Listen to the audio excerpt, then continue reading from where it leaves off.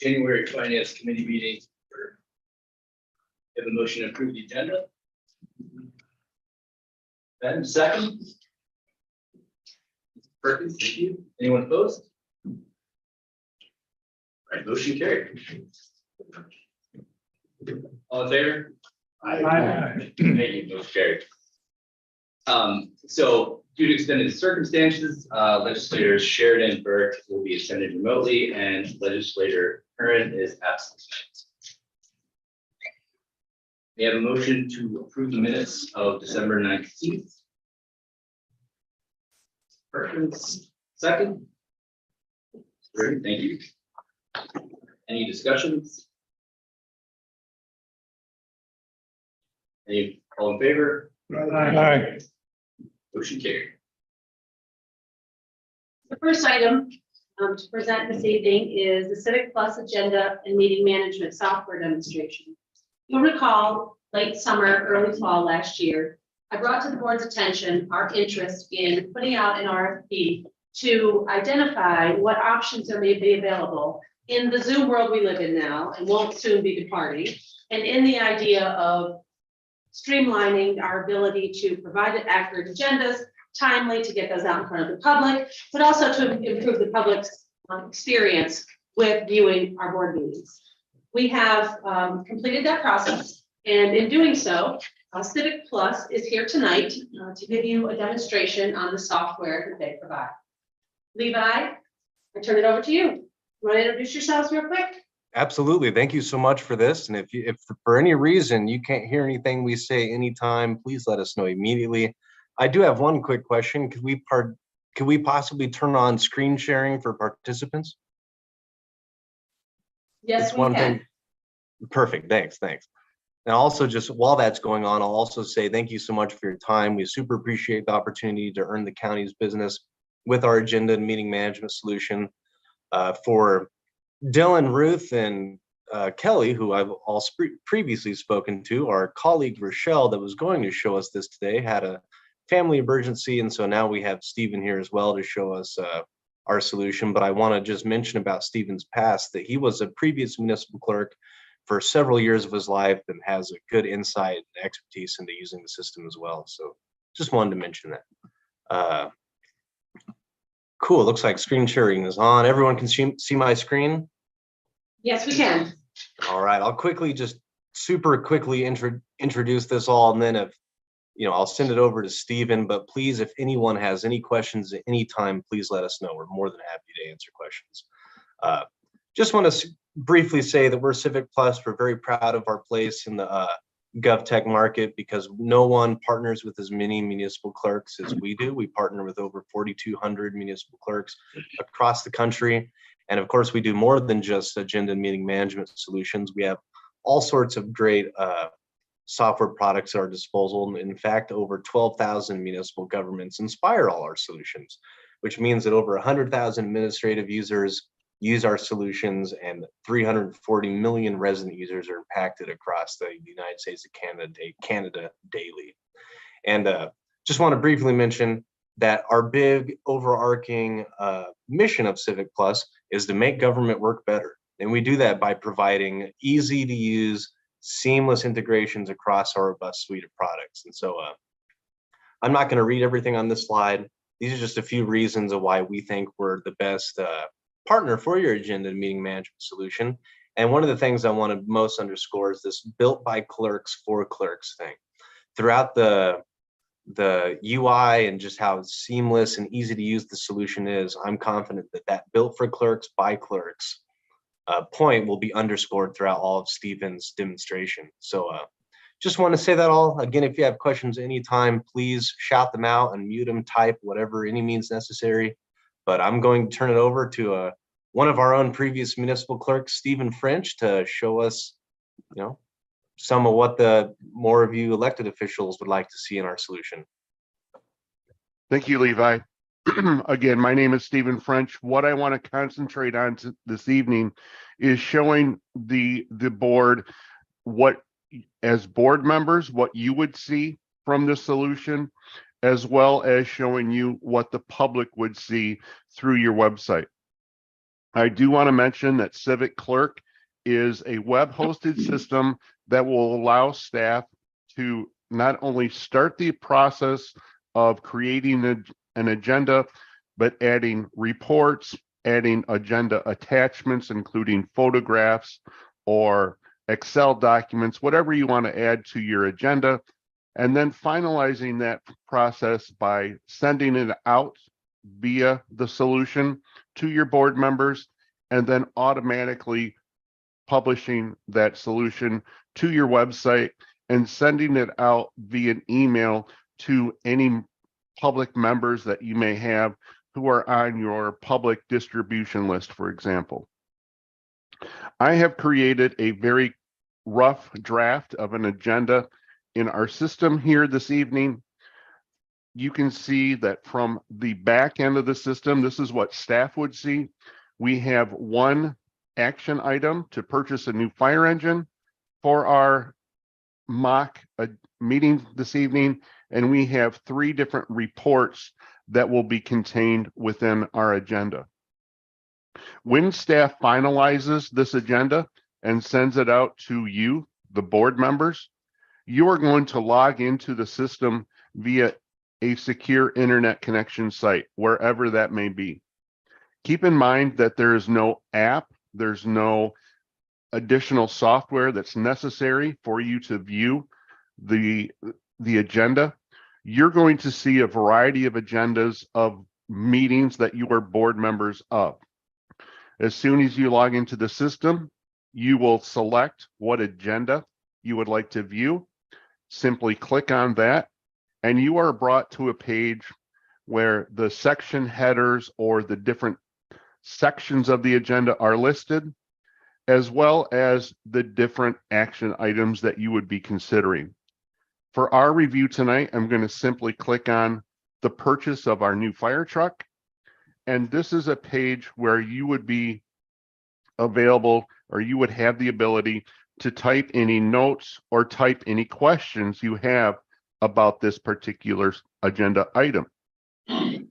You would also obviously be able to read the staff report that accompanies this particular agenda item, and you would see a summary, a legal impact, very much like the information you see now. You would also be able to click on the attachments, view maybe a photograph of our new fire truck. Or you would be able to view an Excel document. Maybe it's a budget for this particular truck. Maybe it is bid results. Keep in mind, whatever it is, a map, a PowerPoint presentation, you would also have the ability to make direct annotations or notes directly on this attachment. So if this was a county budget, for example, you could page through this budget.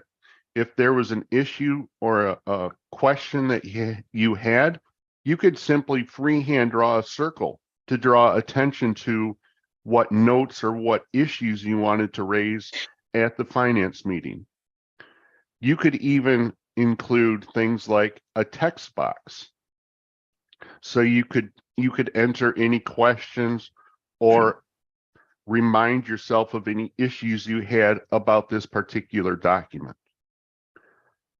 The nice thing about using this agenda system as board members is that throughout the entire use of our product, you're going to be able to search not only the agendas, the agenda topics, all of the attachments or reports that go along with your agenda, but you can even search your personal notes as well.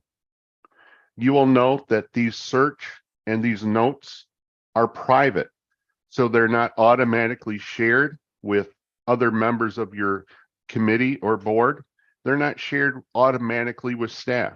They're for your eyes only.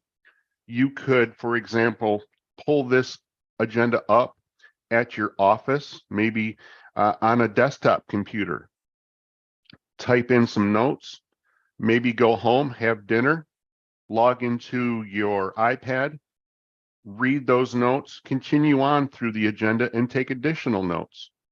Then at the meeting, when it time came for the meeting, you could again log on to your system.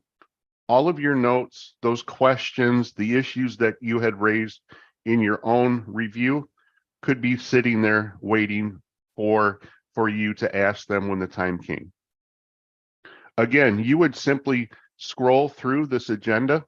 If we had an agenda attachment, for example, for our budget committee, you could pull that up. Again, type any notes that you had about this particular issue, and you could easily scroll through all of the attachments, all of the staff reports that are corresponding to this particular meeting. Before I continue with the public version of what you would see here, is there any questions from the public or any from the board members on what I've shown you so far? Doesn't look like it. Okay. What I'd like to show you next is what the public would see when you made this agenda public or when you sent it out. I'm using this example of a current client of ours in Missouri, but it could be, this would look much like it would on your website. What we have here is a calendar with highlighted dates that would indicate a meeting was held on that particular day. Visitors to your website could search by dates. They could look for specific types of meetings. So that if they're only looking, for example, for the Economic Development Committee, only those results would be shown, or they could search by keyword. The nice thing about searching by keyword is that if a specific topic encompasses multiple meetings or multiple different types of meetings, all of those related results would be shown. From this page, your residents can choose to view or download a copy of the agenda, the entire agenda packet, which includes all of those reports, as well as a copy of the minutes once they are made public. If they choose to click on one of these meetings, they will be brought to a tab that is similar to this. You have the audio-visual recording of the meeting in the lower right-hand corner, where they can watch and listen to what was said during the meeting, and at the same time, peruse through the agenda, click on and view any of the attachments that the board members see themselves. So not only can the residents read the minutes and see how they were adopted, but they could listen to and view the motion and actually read whatever attachments were presented to the meeting body. Residents have an opportunity to download both a PDF and a plain text or an HTML view of each of these files.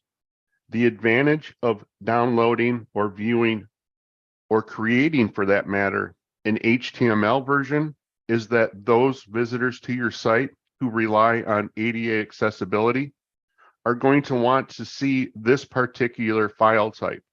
This is the preferred file type for those with automatic readers or voice command ADA accessibility devices. And so by removing all of the different colors, all of the different logos and photographs out of the agenda, those readers are going to provide that visitor to your site with the ideal, most compact, easy to understand version of your agenda. Finally, visitors to your site can create a subscription, obviously a free subscription, where they will provide their email address. What they can do from here is select if they want one, multiple, or all updates to all of your boards and commissions So that in this instance, by toggling to the yes column, this particular resident would be notified immediately via email if a new file was updated to the city council page or maybe your county board page. If there was a similar finance committee meeting like we're having now, they could select that they wanted an agenda or an agenda packet mailed to them automatically once that particular file was made available to the public. With our board and commission software, the county can also create very easy to understand and very easy to create minutes for your records. And they can, by doing this, they can also allow board members to vote electronically. By setting this button here, by set to live, that would commingle or begin the process of merging your audiovisual file with our software. We're going to allow our board members to join the meeting electronically. And this is again set on the back end or what the staff would see at the meeting.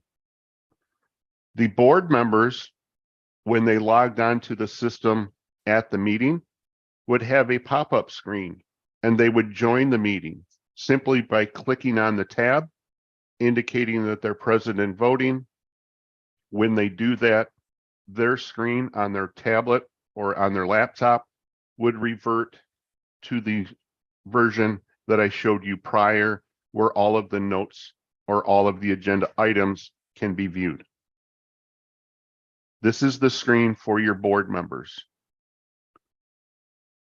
You also have the ability to have a forward-facing or a public-facing screen that could be shown at your actual meeting. So we have a welcome screen here for this meeting. I'm sorry, I messed up the time. You do not have a meeting, by the way, next week at midnight. So just to put that out there, don't run to the county building for a meeting at midnight. This is a joke. When that board member states that they're present, the back end of the system or the clerk's version is going to show who's present and who's not. For our review today, I'm going to mark all of us as present except one, and then we can start our meeting.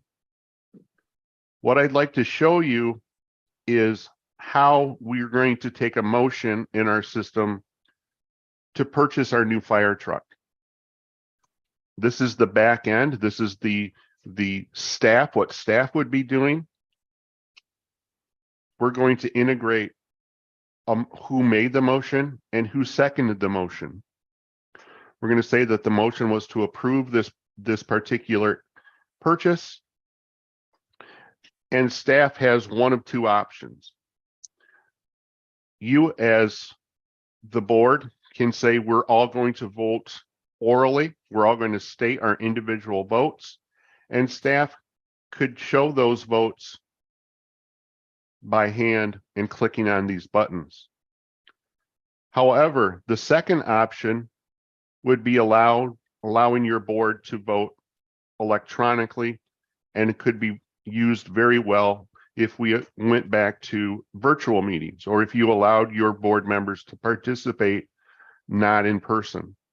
When you started this vote, your board members would have a pop-up screen that would show yes, no, or abstain. They would click on that button however they wanted to vote, and it would automatically populate here. I'm going to simulate what our vote would be on the back end of the system, and I'm going to say this motion passed.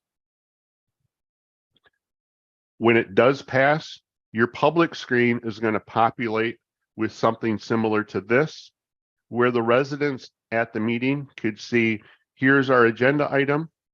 The motion was to approve, and we had 4 members vote yes. Jeffrey was the lone no vote, And our final resolution of the issue was that it passed by a vote of 4-1. This screen would reset after a certain amount of time, and your residents would see the next item that's currently under discussion at your meeting. I went through a ton of information in a short amount of time. Is there any questions, or can I clarify anything for the board members on the Civic Clerk product? So like, maybe one question. Yeah. How are the votes recorded? When one or one of the legislators casts a vote, is it done automatically, or does the board clerk have to enter anything into the system? If it is done orally, your board member would enter it into the system manually. However, let's take another motion and I can show you again. Let's say that we had a motion to approve this particular report. And once we are ready to start the vote electronically, if we use that method, again, we would have a pop-up screen, and this would be your board members view. Again, this screen, you would have a pop-up. Your board member would simply vote yes, no, or abstain by clicking an icon. And immediately upon clicking that icon, that vote would be recorded here in our system. And Stephen, pardon me for interrupting, but we will also show how the snippets can automatically take that info and put it right into the minutes documents. Sure. If we go back to the purchase of our fire engine, we can see, remember how this motion was taken. I'm going to redo it very quickly for us. And using our minute snippets tool, instead of your clerk or instead of the recorder of the meeting having to type in this information by hand, or maybe cutting and pasting, we have a minute snippets tool that can incorporate real-time information and add the verbiage of the motion, who made the motion, and how those votes were cast. It very much improves the accuracy of your minutes.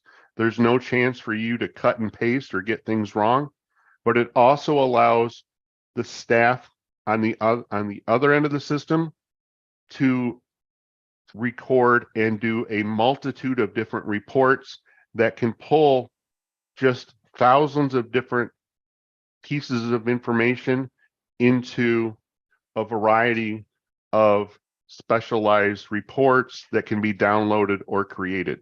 So if you're using this to create maybe a end of year report, how many motions were taken? How many items did our public services department promote, or how many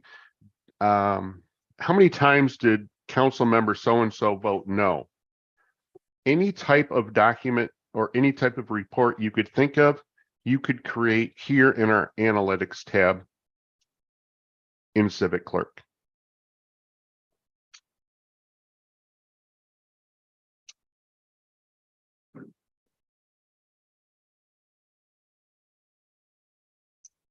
Any other questions from staff or from the board?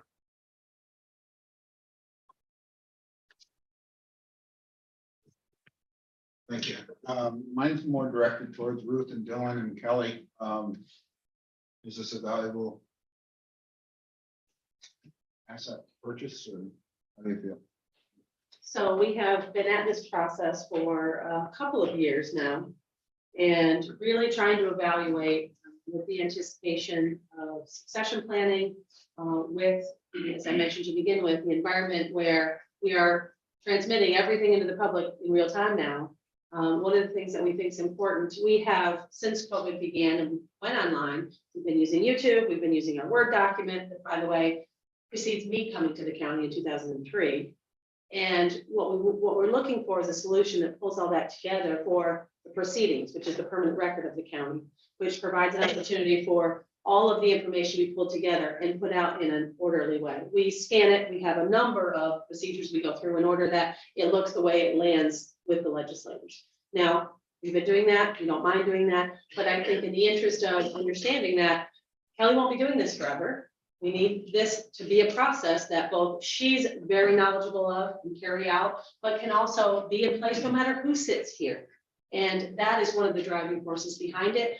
This solution has a number of options for us. We've looked at Civic Plus as an organization in the past.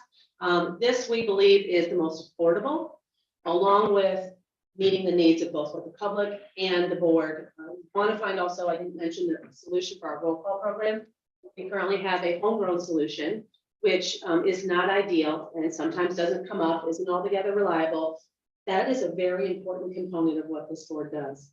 And so we want to rely on something that's folded into all of the items that the votes are taken on, all of the items that the board needs to have, all the items that the public needs to have access to. We believe it's very important. That was an elongated yes or no. So I'm It was a assuming that yes. was I'll ask students you Okay. got it. Yes, sir. You're good with it? Go on. Thank you. Yes. Yes, thank you. If we were to migrate to this platform and the internet went down 10 minutes before a board meeting, would we have the tools to actually hold that meeting and still record everything we need to? With the internet going down, I don't believe we would be able to go live on YouTube or any other Yes. metric. But as far as the data, the meeting being able to take place live, we would. We would be restricted until we were to bring that online, regardless of which solution or no solution that we were to put out. So even though the agenda and all the sort of the data is cloud hosted for this platform, if what you're saying is we would have access to at least something local to run a meeting. So I will ask Levi to answer that question.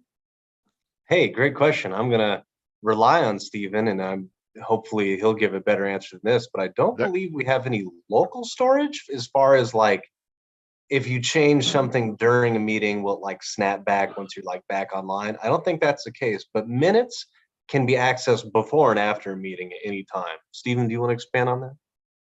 Yeah, it's very rare that you're going to lose internet connection right before a meeting.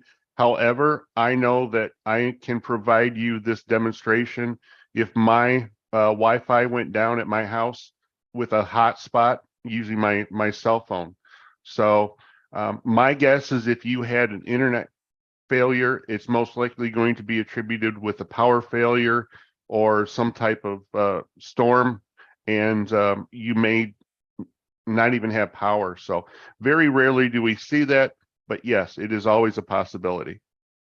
And I also want to tack onto that we're very proud to have over 99.9% uptime with our system that's contracted for whatever municipality we're serving. But this last year, we've experienced 99.99% uptime, which is mere minutes during a month. So just wanted to say that we're very proud of having quite the great operations time. Second. Thank you, Mr. Chair. I think this question is for the gentleman on the screen. I think your company is located in Manhattan, Kansas, is that correct? I don't Yes. know where you guys are. Okay. Local support and training for upgrades or whatever is happening, is that done electronically? Is there somebody in the area that supports this? It'll be just like this kind of where our trainers and your dedicated implementation consultant would walk through, the system with Kelly and everyone else involved in the system and go through a tailored implementation and training program with all of the staff, all of you board members, anyone else who's going to be using the system. All of those trainings are recorded and that you keep them as long as you want them for on-demand access. And additionally, our technical support is 24/7. It's all domestic. It can be contacted anytime at all. And we're more than happy to go above and beyond to serve anyone we need. And if we need people on the ground, we certainly can, but we're confident that we can do everything remotely over a Zoom meeting and this kind of thing, just like this. Thank you. Of course. Thank you, Mr. Chairman. With this being live to the public and all, how susceptible are we to cyber attack or hacking with the availability of the public to implement so many assets?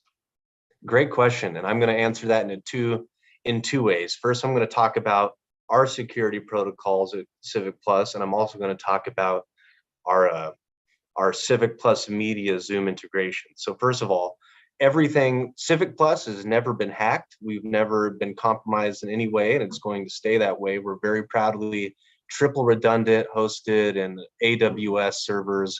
So long story short, with our Platinum security team, no one's going to be able to get in. You know, being a local government company, you know, we again serve over 12,000 municipal governments. We kind of are in the line of fire for those kind of attacks, and we thwart them every time. But so anyway, with our AWS triple redundant secured servers, I mean, no one's getting in. We're completely PCI compliant, which I know isn't exactly necessary for this kind of demonstration, but we have all of those security protocols in place. The second part is we know it's really important for local governments to be able to have meetings without, like, you know, public interruption or someone trying to like take away from the meeting or like have outbursts, or like Zoom bombing is a lot what that's kind of called. So anyway, with our Civic Plus integration with on the Zoom marketplace, it allows for, you know, someone to be able to see the meeting but not interact with the Zoom meeting itself. They can just see the feed and hear the feed, but they cannot access the feed's controls. So those are two ways I wanted to talk about how, you know, you're entirely secure. And actually, one more thing I want to mention is that everything you create is yours forever. This is truly unlimited storage for an unlimited number of users, and you can access everything as long as you want. Even if, you know, our partnership terminates, you're still able to access all the stuff that you have. So hopefully that rambly answer answered your question. Yes, thank you. Mr. Nisha? Thank you. You know, I fully support, if we're using 20th century technology, we need to get into the century. But I guess I have some concerns, personal concerns. I'm sure there are other members of the board that are still struggling with late 20th century technology, let alone 21st century technology. So we get on to voting, you know, voting via our laptops, you know, doing all this. I'm not afraid to admit that I'm technically challenged. What does that mean for those of us that are sitting here? If I may speak to that concern, again, we've trained, you know, the most technologically challenged, you know, local government experts ever. You know, I mean, we can certainly train anyone, but I just wanted to say that although you have this capability to interact with your meeting documents electronically or digitally, you certainly don't have to. You know, again, someone can be taking those minutes information, you know, or those minutes happenings during the meeting and can manually like select the votes and all that. But this, you can at any time print off your meeting documents, still have them in that physical paper view if that's how you prefer to have them. This is just one optional way to be able to see them. What's really important from the solution that we didn't really talk about is that, I mean, you know, obviously we did in our backend demos and during the RFP process, is this is going to save Kelly and everyone else so much time in creating these documents. And then to get them out to you all, they just have to press one button and boom, it's out to you all. So that's really where a lot of this big time savings comes in. But as well as, you know, if you have to search in the back end, you'll be able to find anything you need to find and still have that ability to print off a paper copy at any time. So hopefully that may ease your concerns a little bit. Mr. Bird, do you have a question? Okay. Good, sir. John. John, you're up. As it relates to the flow of the meeting, whoever's chairing the meeting, many of the resolutions have unanimous vote, voice vote. And I'm wondering, again, as it relates to the flow, when you have to do something electronically, I'm wondering if it slows the process. I could see where it might be helpful on roll call votes because, Kelly wouldn't have to look to see whose rotation is up and we could all vote maybe at the same time. But what's your experience with that? Does it impede the meeting process? Great question. One thing that we're able to do with someone could argue that it could impede the process, but we don't think it does because we have a capability within our live meeting manager to, while someone is taking the minutes of the meeting, if you're on that consent agenda and you just, everyone votes yes, and you have like 6 items, you can just hit a little copy button and then boom, everyone's unanimous vote is on all of those items or all of those agenda sections items over and over again. So that way no one has to type something multiple times. Additionally, let's say we encounter a scenario where someone is taking minutes and once you know it, they are taking a long time and the meeting is maybe slowing down a little bit, forget it, come back to the minutes. Those minutes are going to be accessible before, during, and after a meeting. Additionally, if you're streaming out the meetings with Civic Plus Media and you're using your streaming and everything, all of your meeting media will be automatically bookmarked to the section. So every time someone is moving on to the next section, it is automatically timestamping that media file. So that way, when they click on consent agenda, it automatically takes them to that spot in the meeting. If for those of you back home, a great example of this is the city of Green Bay, Wisconsin. They're using Civic Plus Media and Zoom together in order to make these kind of things work. So I hope that answers your question a bit or does well. It did. Thank you. Of course, thank you. Copying the motion and votes details and just putting them on whatever section you want is just like a few clicks and it's super fast. Mr. Hall? Chair, one more question for me. It seems like there's 2 categories of potential benefit here. One is for the back end operational, clerk's office, county administrator's office, and then the other side is board usage within meetings and also before and after meetings. If the board, getting back to Mr. Denisha's question / concern, if the adoption of sort of the board's features was minimal, or as far as voting in the meeting, using the interface to take notes and that sort of thing, would you still see enough of a benefit from this platform, given the back end, this is the office side of benefits?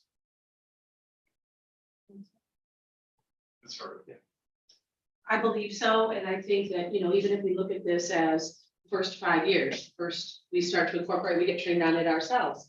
I will say to Larry's, Legislator Denisha's comment, I don't disagree that lift it's going to be from a technological standpoint, and getting experts in the office is the first place to start. And as Levi indicated, we can keep everything the same from a voting standpoint. That doesn't mean in 2, 3, 5 years from now, the board will still want to do that. It gives that real-time opportunity for legislators to initiate that vote themselves, if that's their decision. So I believe that the basis of our own understanding has to grow quite a bit before our comfort level would be, well, let's roll you into it as well. So with that, would we be able to kind of hold our own mock trial, kind of running this once to see where it would Absolutely. go, Yeah. something like that? Absolutely. Sorry, Ms. Hager. Thank you, Mr. Chair. To sort of tack on to what Legislator Hull was saying, there's kind of 3 faces of it because of the public.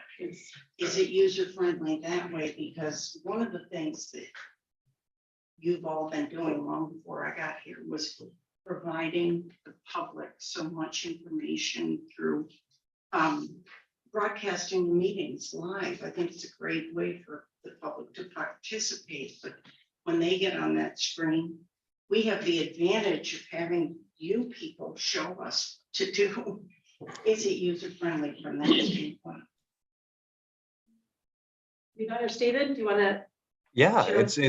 it's entirely super user friendly, and just like we saw and Stephen go through the kind of the front end, how there are multiple options for the public to, look at those meeting materials while also having that media right there in the screen to view at any time, or even if it's just audio, they can listen to it at any time. But I would contend that it's incredibly easy for people to use. I'd be happy to send over a list of places that are currently using this kind of technology. Again, I highly suggest you check out Green Bay, Wisconsin, just because they're great examples of this exact thing in action. And something else that's kind of nice to see from Green Bay's examples, and this is a kind of away from the answer I'm initially saying, is that everything that they pump out is uniform. And I would say that that's a big benefit for this as well. Every resolution, every meeting document, regardless of the committee from which it's coming or the agenda onto which it's going, it'll look uniform and it will have that same St. Lawrence County unified feel to it as well, without having to change anything. So no one's having to go through and look to make sure things are right. The system is doing that automatically. But yeah, I would just say that it's very, very, very intuitive and user friendly for the public. And we know that now, so more than ever, people are accessing everything on their mobile devices. They're using their phones to access these all. Our public portal was designed mobile first. So that way, regardless of the screen, the size of the screen, it can be an iPhone to a Samsung smart fridge. They're going to be able to access what they need, and they're going to be able to access what they need to the highest of ADA capabilities. So that way, if they need new screen readers or anything like that, they're going to be able to access everything. And our efforts are to step forward in what we're providing to the public, to get that information out there. You'll recall, and we are working through it, your budget book is a good example of that. We're also going to be putting the budget out this year for the very first time in a very open, user-friendly, transparent way. We certainly can get from Levi the list of sites you could go look at and see how user-friendly. I won't answer that because I haven't done that to the extent that I would with ours. And so I think part of it is, we recognize the challenges in this room. We still live with them now. When you look at the screen, you can't necessarily see, if you don't know the person's voice, who is speaking. Sometimes if you catch who the chair is recognized, we want to step forward to both improve the user experience from whose comments are being made. Focusing on a legislator, we're not there yet. That I would see as the next step is improving our sound in here. Sometimes the user experience for those online is not great.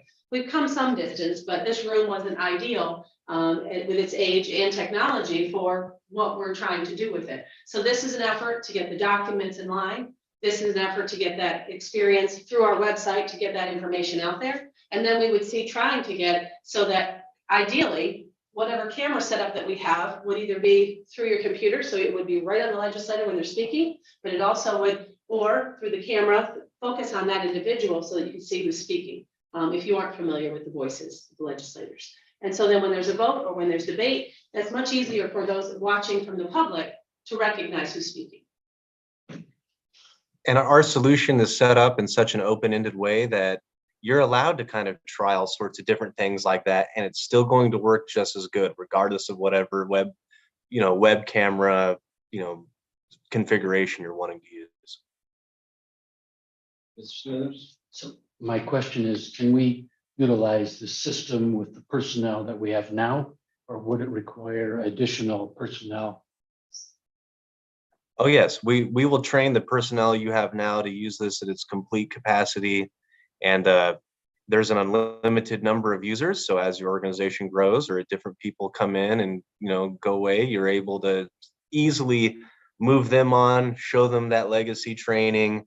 You can go to you'll have a dedicated customer success manager that's kind of like your person that can, talk to anyone at the company at any time and really help out with those kind of things.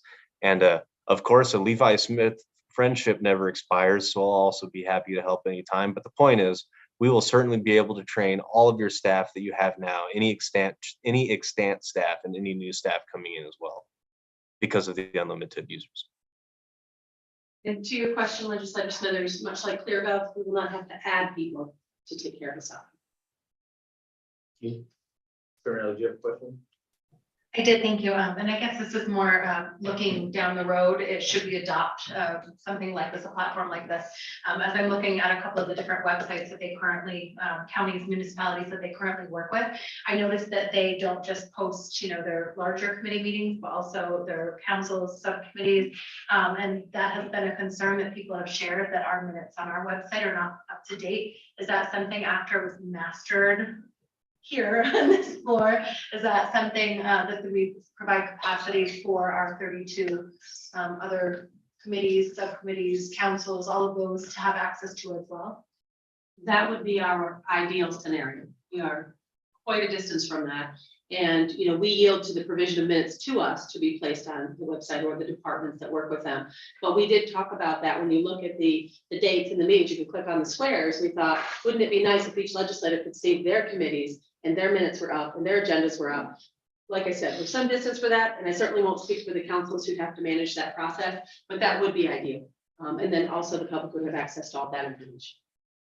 If I may to that, also at any time you're able to implement even more boards onto your solution for free. It's totally unlimited. We will teach you how to create, boards in the systems or committees.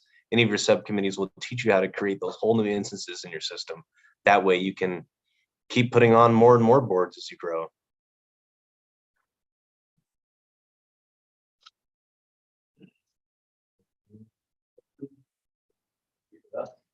Thank you very much for joining us tonight. We appreciate the of course. information, and we'll certainly be in touch if we have additional questions. Absolutely. Thank you so much for this opportunity to earn your business and for the time this evening and the thoughtful questions and your attention. And Stephen, thank you for being so articulate as ever. Is that it? Do we need anything else for you, committee? We're all set. Thank you. All right. Hey, thank you. Have a good night, everyone. Thank you so much. All right, next on the agenda is the highway department. Can I get a motion? Perkins, second by Shaw, thank you. Thank you. First resolution that I got to you is authorizing a cooperative agreement with Franklin County Highway Department for the purchase of road salt through the 23-24 St. Lawrence County salt bid. This resolution, we have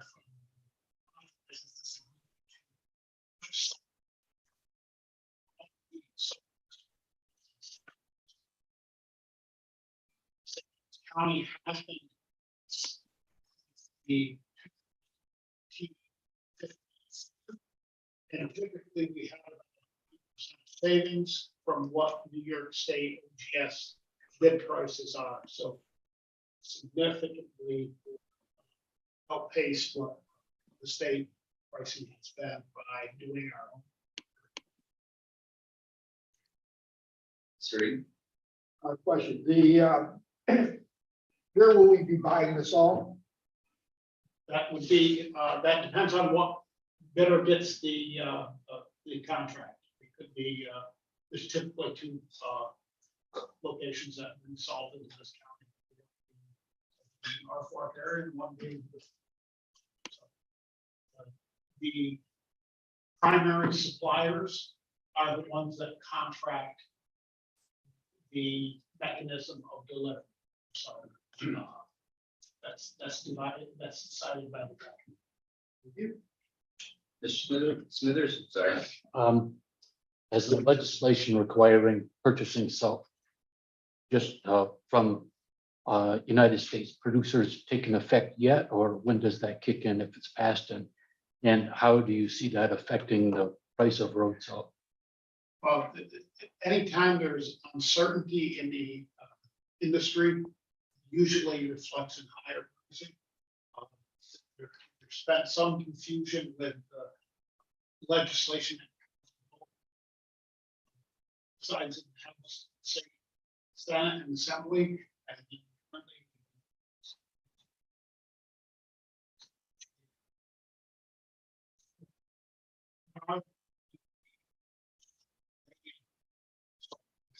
significantly, that takes effect. So, the intent would be to have these awarded at the March meeting. So, 25 days or so.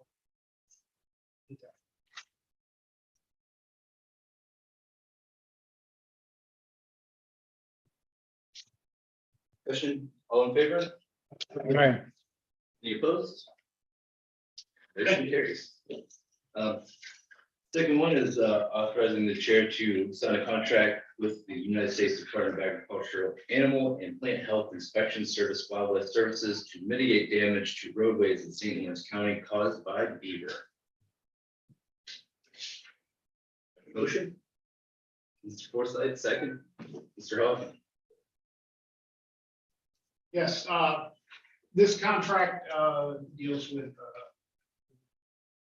contract with USDA. USDA.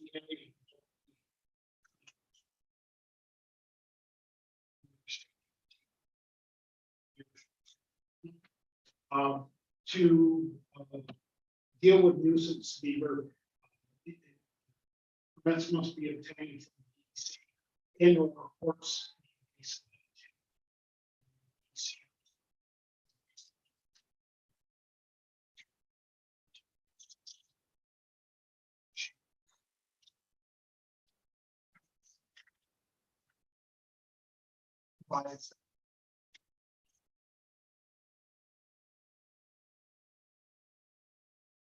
Discussion? Discussion, all right, all in favor? Aye. Opposed? Motion carried. D is authorizing the chair to sign and award a contract for installation of generators and authorized transfer switches in the Lisbon, Russell, and Potsdam outposts. So moved. Nisha. Second. Forsythe, Whiteford, thank you guys. Thank you. As the chairman just stated, this resolution deals with the award of the installation of generators and the automated transfer switches that are new Russell, Lisbon, Potsdam outposts. Initially, the standby generators were not put in the contract to make sure the contract prices that we brought forward were going to be within the amount budgeted. I can tell you that we are going to be well under budget. All of the three locations, and this will provide automatic standby generation for critical circuits within the department, or within those facilities. So fuel, internet, phone, heat, water, all the lights will be functional. Some of the other systems, not all systems will be functioning, but the facility will be operational. From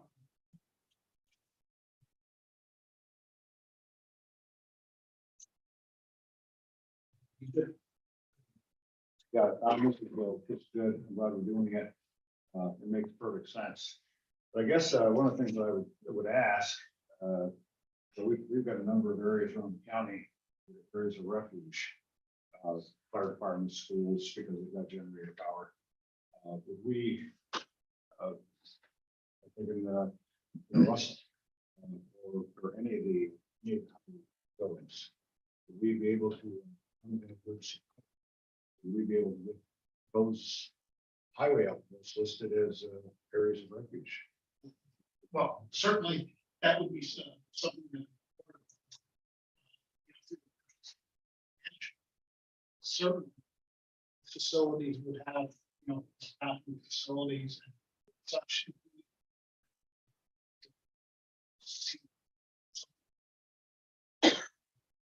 For example,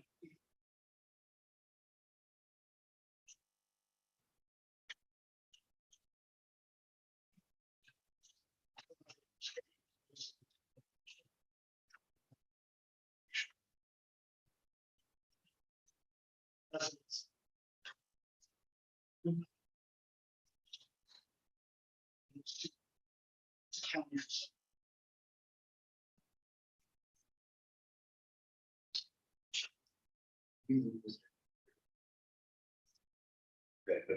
I didn't see it, sorry.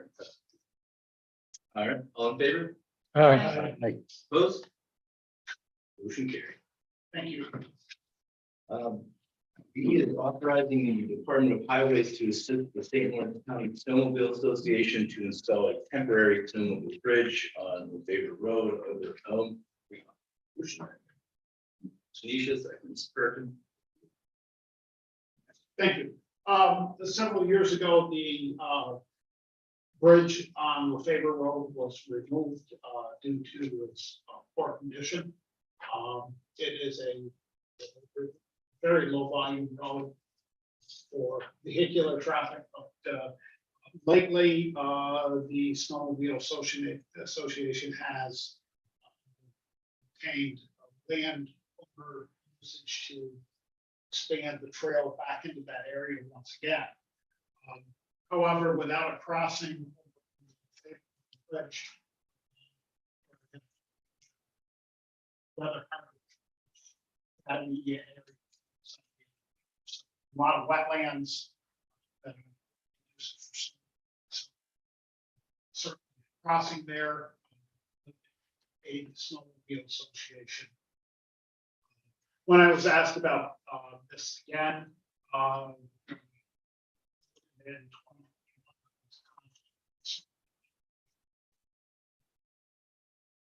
the solution that could be done is our modular jumper bridge that I've used welders and highways fabricated Emeryville bridge as a temporary jumper bridge and build. This is a modular unit that can be installed, taken down. So it's an unconventional plates for sandwiching. So, taken apart.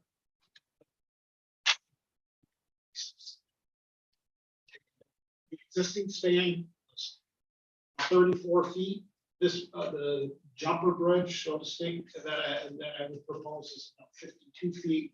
So it would be landing beyond the abutments on both sides and not relying on part of the failing infrastructure that one of the reasons that why that bridge was closed. So basically, some timbers would be just put on the road bed itself. Superstructure.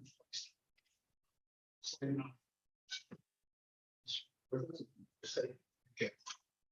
Now, what time frame we looking at for? That's going to depend on how the Mother Nature treats us with the snow removal. Something.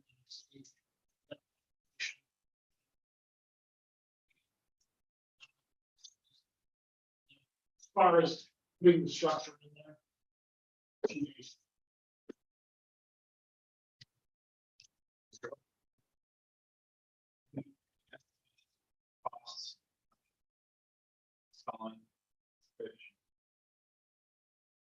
Usually with rates, we charge our own equipment back. Crew day,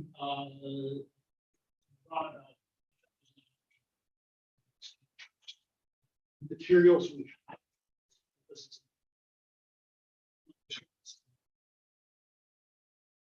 Marry them back together.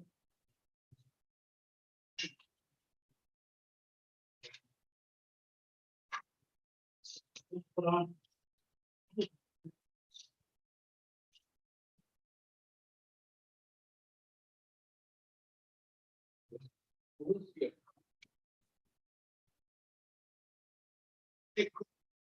It's not intended for vehicular traffic. Okay. Even though this will take vehicular traffic, this is going to be a structure that have signage up that will restrict only to snowmobile crossing. It's a path.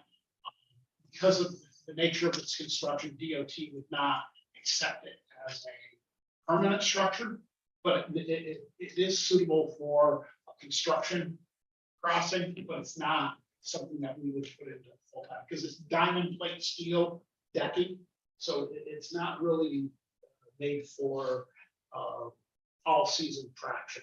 So, Mr. Hall. Thank you again, Mr. Chair. Chambers. We already have this bridge in inventory. correct. Does its use in this capacity take it out of availability for other needs? What other needs could a bridge, temporary bridge like this serve for the county? And is that a factor in this project? It is something we haven't, and we have, as I stated, we constructed it originally for Emeryville as a crossing. There were a whole other conversation.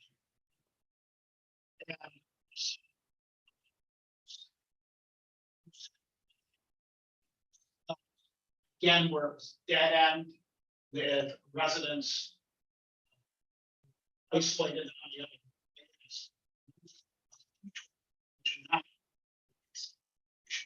Certainly, we could have situations come in the future where such a structure would be needed again, and we may need to employ that.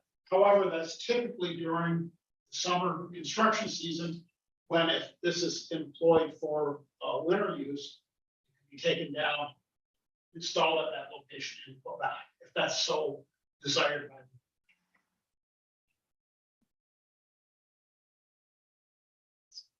All in favor? Aye. Opposed? Thank you. Motion carried. And next is the Potsdam outpost update. Thank you very much. Well, it's going to be very cold later on this year, or this week, I should say. And we have made arrangements with the contractor to put equipment in the actual facility, heated facility. The boiler was inspected last week and put into service. So heat is now going into the structure via the boiler. So we will be there. We are already using the sand salt storage facility.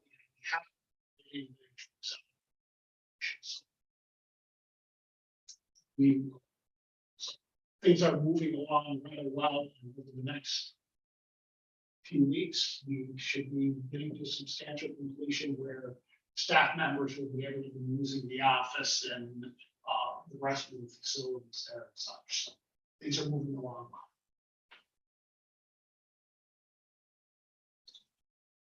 Any questions? Thank you so much for your time before and during this meeting. Appreciate it. Thank you, Mr. Chambers.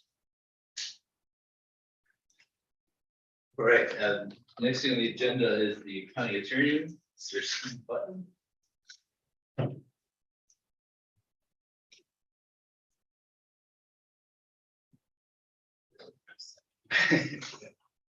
So, 5 is authorizing the forgiveness of interest or interest penalties and certain fees on the property known as the property of Frederick and Melinda Goss, located at 9435 State Highway 37, Ogdensburg, New York, in the town of Lisbon. Mr. Forsythe.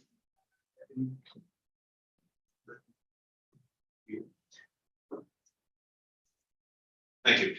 I know the board is aware, but gives me an opportunity to address it publicly. We received contact from American One Realty, American First Realty over in Ogdensburg, specifically Roger Bethel. She identified that there was an attempt by the folks over in Lisbon to try to address the property that is known as the property of Frederick and Melinda Goss. It had become blighted. The photos that were provided to me showed a fairly dilapidated property that was filled with what could easily be described as a hoarder's nest.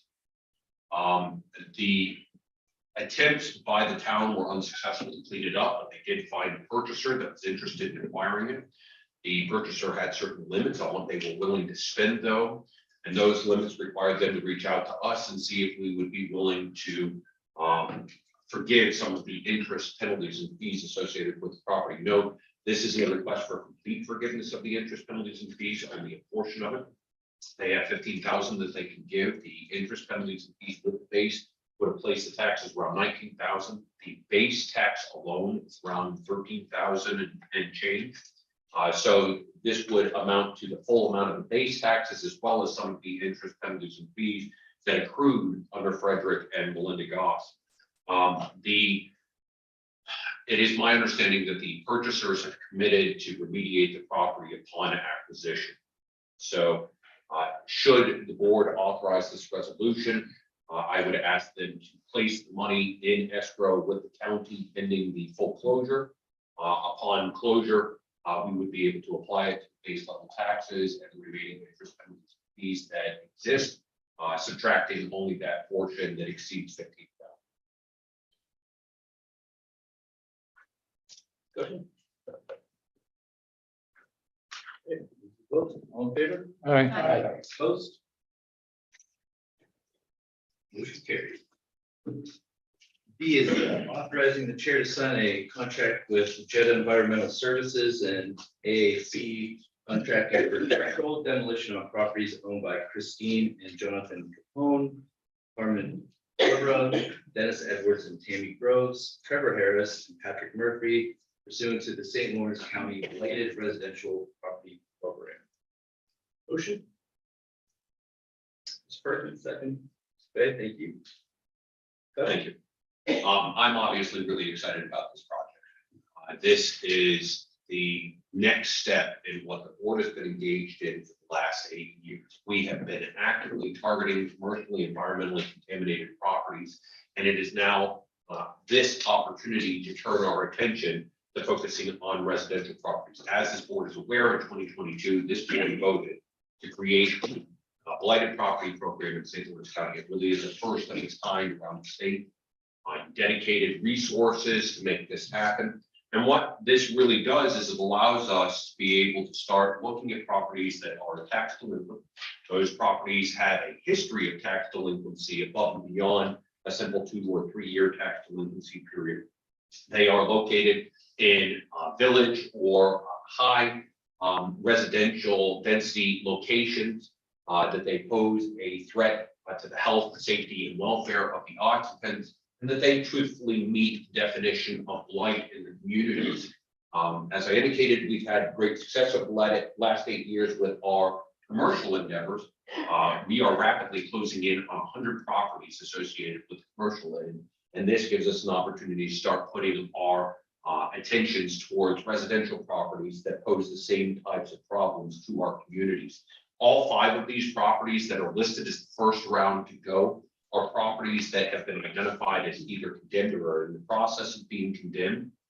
The foreclosure team worked together to identify these properties. The foreclosure team consists of members of Bruce Green's folks over in the real property office, and the county treasurer, Renee Cole, Emily Wilson, who is our new deputy county treasurer, I believe. Excuse me, not yet. Expected or anticipated, as well as Lee Castle, who has come on to assist with these activities. Vicki Stiles has been great with this also, and we're set to see her go off into retirement sunset. But a really exciting time for our communities because this gives us an opportunity to start making a real difference in conjunction with our commercial efforts. Separately, from a financial standpoint, this gives us an opportunity to get control of properties that, while they remain on the tax rolls and typically assessed at their original values, provide no tax revenue back to the county, forcing the counties to continue to make those communities whole while seeing no ability to recover. So all of a sudden, we're in an opportunity where we can close, we can get these folks' properties to the auction, and we can get them back to a useful and meaningful existence within their villages and towns. And hopefully next year, listen. Mr. Forsyth? Thank you, Mr. Chair. How do we prioritize? How do we make the list of So we actually have been looking at a number of different properties. When we took a look at the properties, we were trying to identify whether or not they fit certain criteria. The criteria being, were they condemned? Had they been on the list for an extended period of time? What was the generated amount of taxes that had accrued on the property without ability for recovery? We were also looking to see if the property had been deemed abandoned. So there were a series of questions that we posed collectively as a group to look at. Once we identified a property as something that we might be interested in, we asked for a second look from the real property office. Mike Pearson over in the real property office would go out and do a physical inspection. Emily Wilson over in the treasurer's office would actually reach out to the local assessor or the local code enforcement officer so that we could find out what the history was, if there was any connection to the property, if there was any anticipation that there was some hope of sale for recovery, and then we would try to gather back together again to sort of compare notes and identify from that. So this will be the same format as the commercial property, that as far as recovery and splitting the. Actually, no. Okay. Interestingly, the DEC is not involved in these activities. We are doing this completely on our own. We are trying to engage the municipalities, where the municipalities have expressed an interest. For example, the two properties that are identified in Governor, the town and village, have identified an interest in being involved in the process. And assuming the board passes a resolution, we reach back out to them to explain to them how they can be of assistance. Mr. Smithers? Mr. Button, can you tell us where JEDA Environmental and AAC Contracting are operating out of? And also, in addition to that, and when it says backfill, can you describe what does that backfill mean? Certainly. So Jetta Environmental is based out of Messina, and AAC is actually a Rochester-based company with offices in Waddington. So they will be actually operating out of Waddington. The group that is in Waddington will handle the demolitions that would be assigned to them. Jetta would handle the demolitions assigned to them. So we did utilize local companies to be able to move forward with this. Now, one of the questions that was posed to us by all of the solicited bidders on this was how we wanted to deal with the physical site once the structure is brought down. Obviously, there'll be foundational questions that have to be dealt with. The bidders were informed that the foundations were to be folded in. Once folded in, sand could be brought to bring them level, and then they would bring in topsoil to go over top. So when it refers to a backfill, that's what they're speaking. You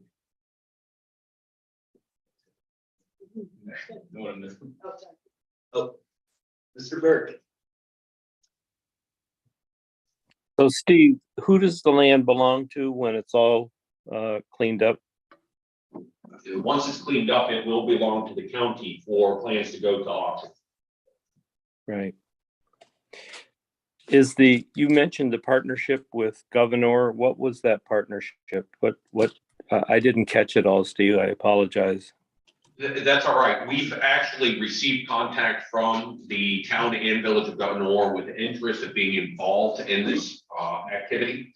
I was waiting to actually finalize what their involvement could be until after the board had expressed its will with respect to these properties and signing contracts. They have indicated in the past a willingness to even put finances towards support on the endeavor.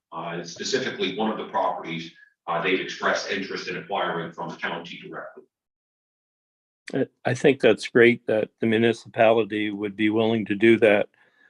If we could get more partnerships like that, we probably could do more than the properties that we've done this year.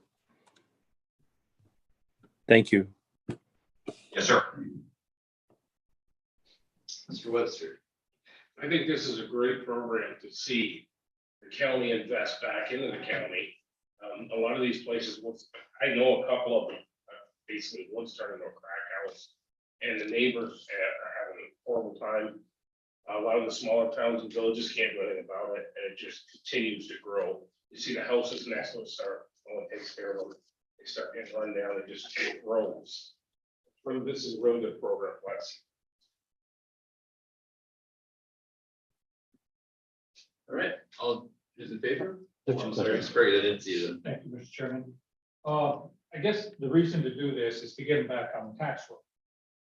When you just spoke that the municipalities have an interest in acquiring them, it won't be going back on the tax roll and the county will be going towards that. Is that correct? One of the properties in particular there's been expressed interest by a municipality to acquire. We haven't had expressed interest on the other 4 to acquire. I agree with you. That is part of the concern. The primary thrust, though, of this is that we have no ability to even convey or recover at the moment. Having dealt both with a public health component in the past few years associated with flooded properties, as well as seeing the situation that we have when we're dealing with the environment contaminated, there may be a little bit of addition by subtraction, and I'll explain what I mean. When these properties, as I indicated before, sit in their communities, there is no incentive by the tax assessors to reduce the tax assessment on the property, because they know under the real property tax law, they can keep the tax assessment up, and the county will have to continue to make them whole for it on the hopes of recovery through a foreclosure action. If we never move forward to foreclose on it because it continues to be a threatened contamination or blight or pestilence issue, we continue to make the town whole, but get nothing in return.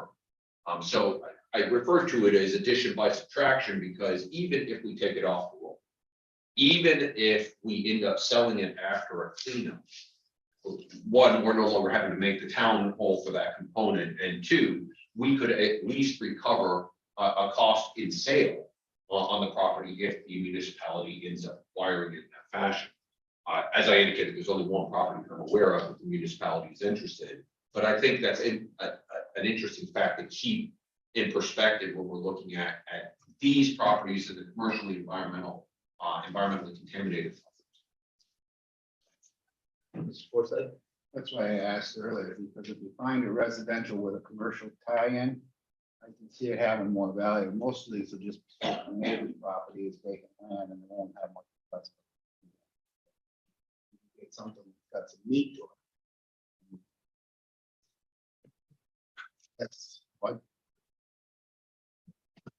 I will say that while we're focused on the residential, we're not completely constrained to residential only. And I know you and I have had discussions that on the horizon are potentially properties that may have a solid waste component that doesn't fit cleanly within the environmentally contaminated that fall under the petroleum end, which is what we primarily focused on over the course of the last 8 years.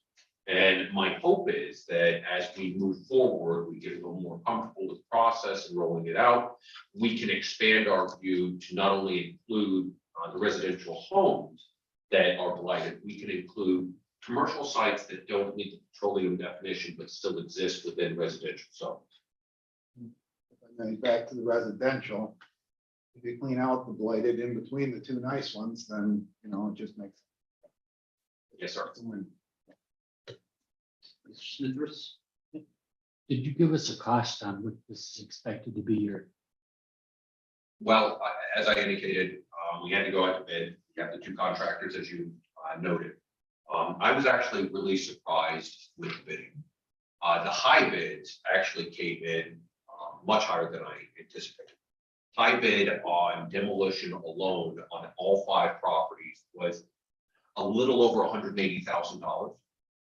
The low bid, though, however, came in at approximately $80,000 on all 5 properties, not including air monitoring that will have to be done separately, tipping fees that will have to be in. As it's a municipal project, the tipping fees we anticipate will be reduced, and the air monitoring, we have a quote for all 5 properties of $10,000.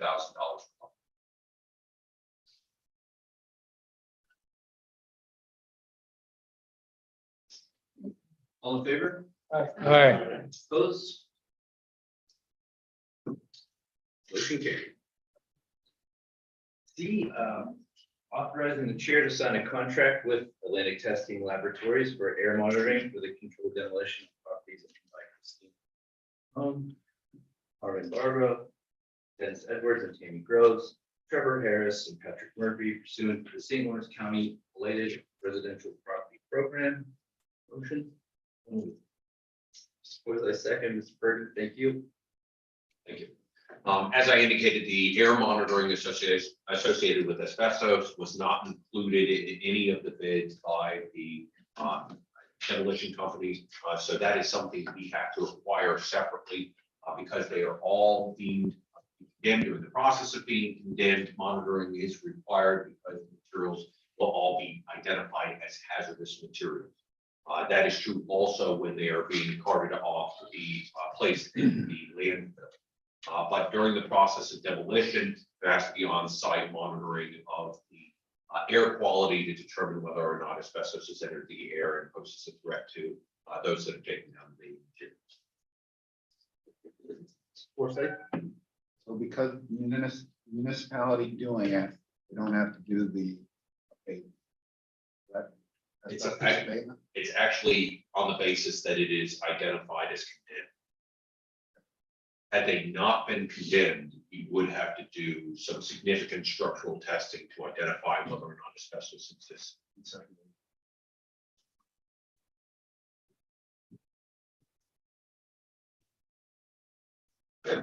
All in favor? Opposed? Motion carried. Sure.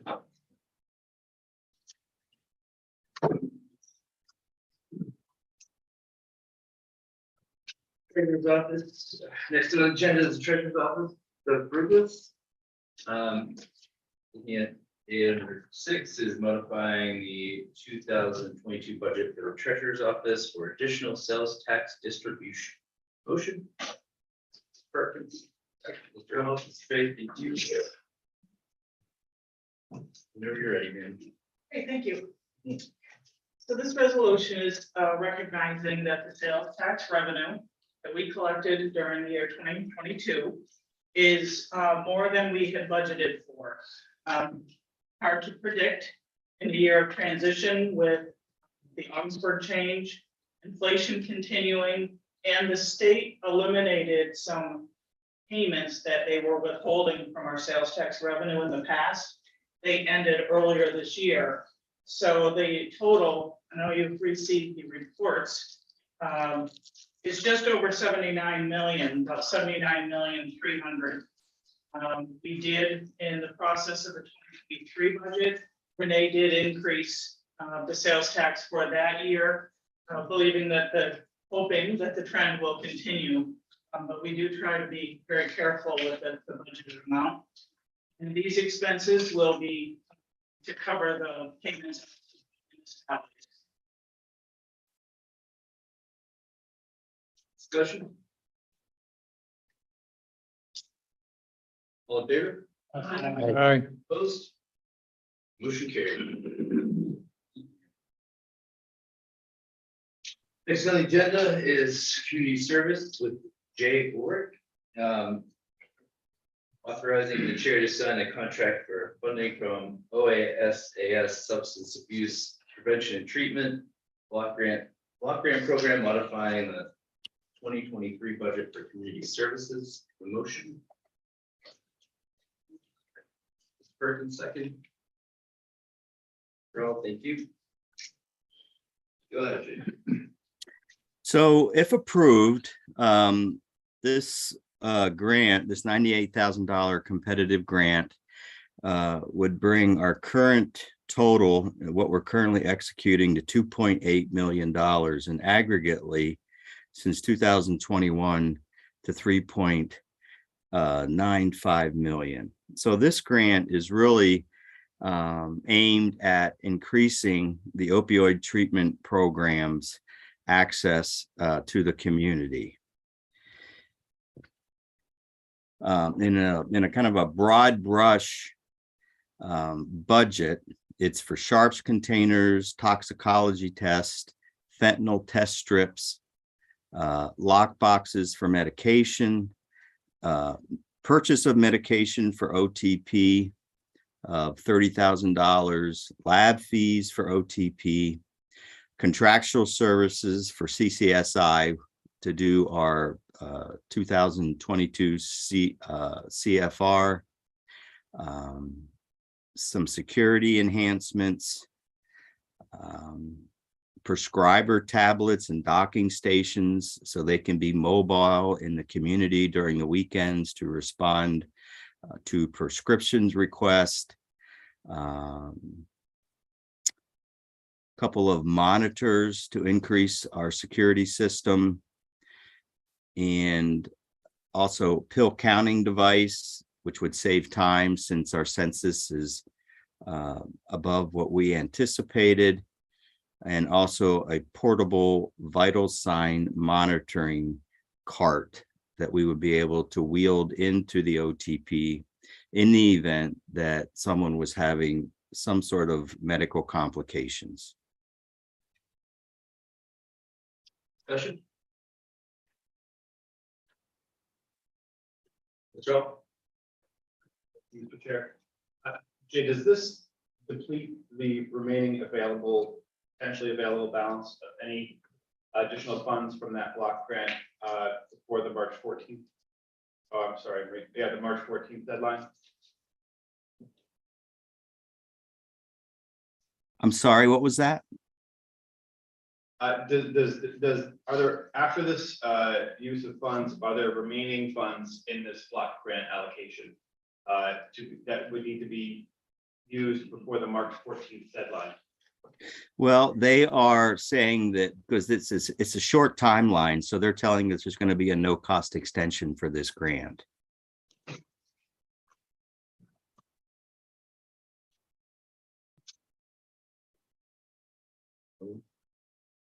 All in favor? Aye. All opposed? Motion carried. Thank you. Sir. Moving on. Next on the agenda is Workforce Innovative Opportunity Act.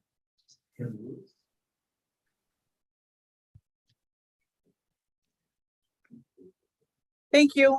This resolution is establishing the budget for the New York Scion Initiative. The Workforce Development Board is in year 2 of a New York State Department of Labor pilot program through New York Scion, which is New York Systems Change and Inclusive Opportunities Network. This is a 3-year grant, $100,000 per year, to employ a disability resource coordinator to work with individuals with disabilities. This is a required position, which is currently vacant, and we are canvassing and interviewing at this time. The Workforce Development Board has received the 2nd year funding, and this resolution establishes the budget for those funds. I appreciate the enthusiasm, Pam. Thanks for letting me know your mic works on that. So 1 second. So can I get a motion for this real quick? Mr. Perkins, can I get a second? Mr. Reagan, thank you. So Pam, would you kindly repeat that, please? Oh, I'm sorry. The Workforce Development Board is in year 2 of a New York State Department of Labor pilot program through New York Scion, which is the New York Systems Change and Inclusive Opportunities Network. This is a 3-year grant, $100,000 per year, to employ a disability resource coordinator to work with individuals with disabilities. This is a required position through the New York State Department of Labor, and the position is currently vacant, and we are canvassing and interviewing to fill that position. The Workforce Development Board has received the 2nd year funding, and this resolution establishes the budget for those funds. Discussion. All in favor? Aye. Opposed? Motion carried. Thank you.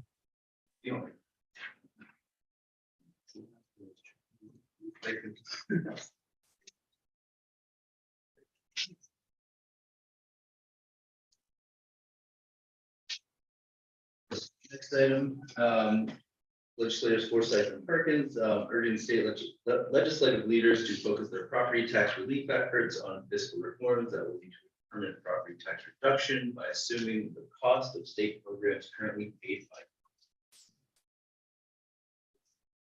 Yeah, motion? So moved. Two. Second. Tanisha, thank you.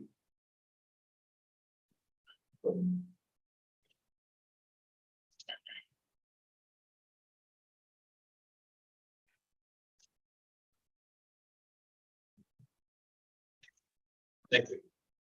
At the urging of legislators Perkins and Forsyth, I tackled a resolution that addresses an issue that I think we discuss quite frequently.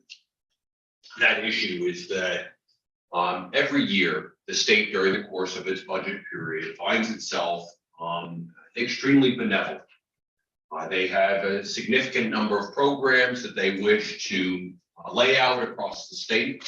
Many of them sound as if they are designed with a target towards helping those in need, helping the poor. They develop Medicaid programs, providing greater assistance to folks than any other state in the nation. They develop programs like indigent defense and decide that you're going to expand indigent defense to include civil representation beyond that of family. Every year, these targeted programs are really with a good intention, but they never provide a wallet to pay for it. Their idea is to be benevolent, but pass the cost on to the localities, namely the county, knowing full well that the county then has to explain a very complicated issue, how and why people's real property taxes are having to go up locally in order to cover the expenses of these state programs that the localities did not vote on, did not decide to adopt, did not decide to approve. Back in 2016, this board took a very aggressive approach to indigent defense, pushed very hard for indigent defense to be taken over by the state for a number of different reasons. Practically speaking, we didn't have enough attorneys in the area. We didn't have the means to continue to provide the necessary support to a constitutional right, that right to counsel. But also largely driven from the fact that the state is the party that is obligated to provide it. The bill that was crafted in St. Louis County, introduced down in Albany, passed unanimously in both the Assembly and the Senate, but was vetoed on New Year's Eve of 2016 on the basis that it would impact the state's budget and should be addressed in the budget. Interestingly, there was no mention in the governor's veto to the fact that it already impacts the county's budgets on a daily basis, fairly significantly. This is just one of many examples in which the state has found a way to be incredibly generous with the revenues of the counties and force the counties to continue to foist upon the real property owners the costs of these programs. So as I indicated, annually we have discussed it. In fact, almost monthly we discuss the impacts of this great generosity at the state level, and we ask the state now to take it back over. They are more than welcome to be benevolent with their own money and the money that they have generated through their own revenue sources, but they should defer to the localities to determine which programs it wishes to cover and expend its own funds.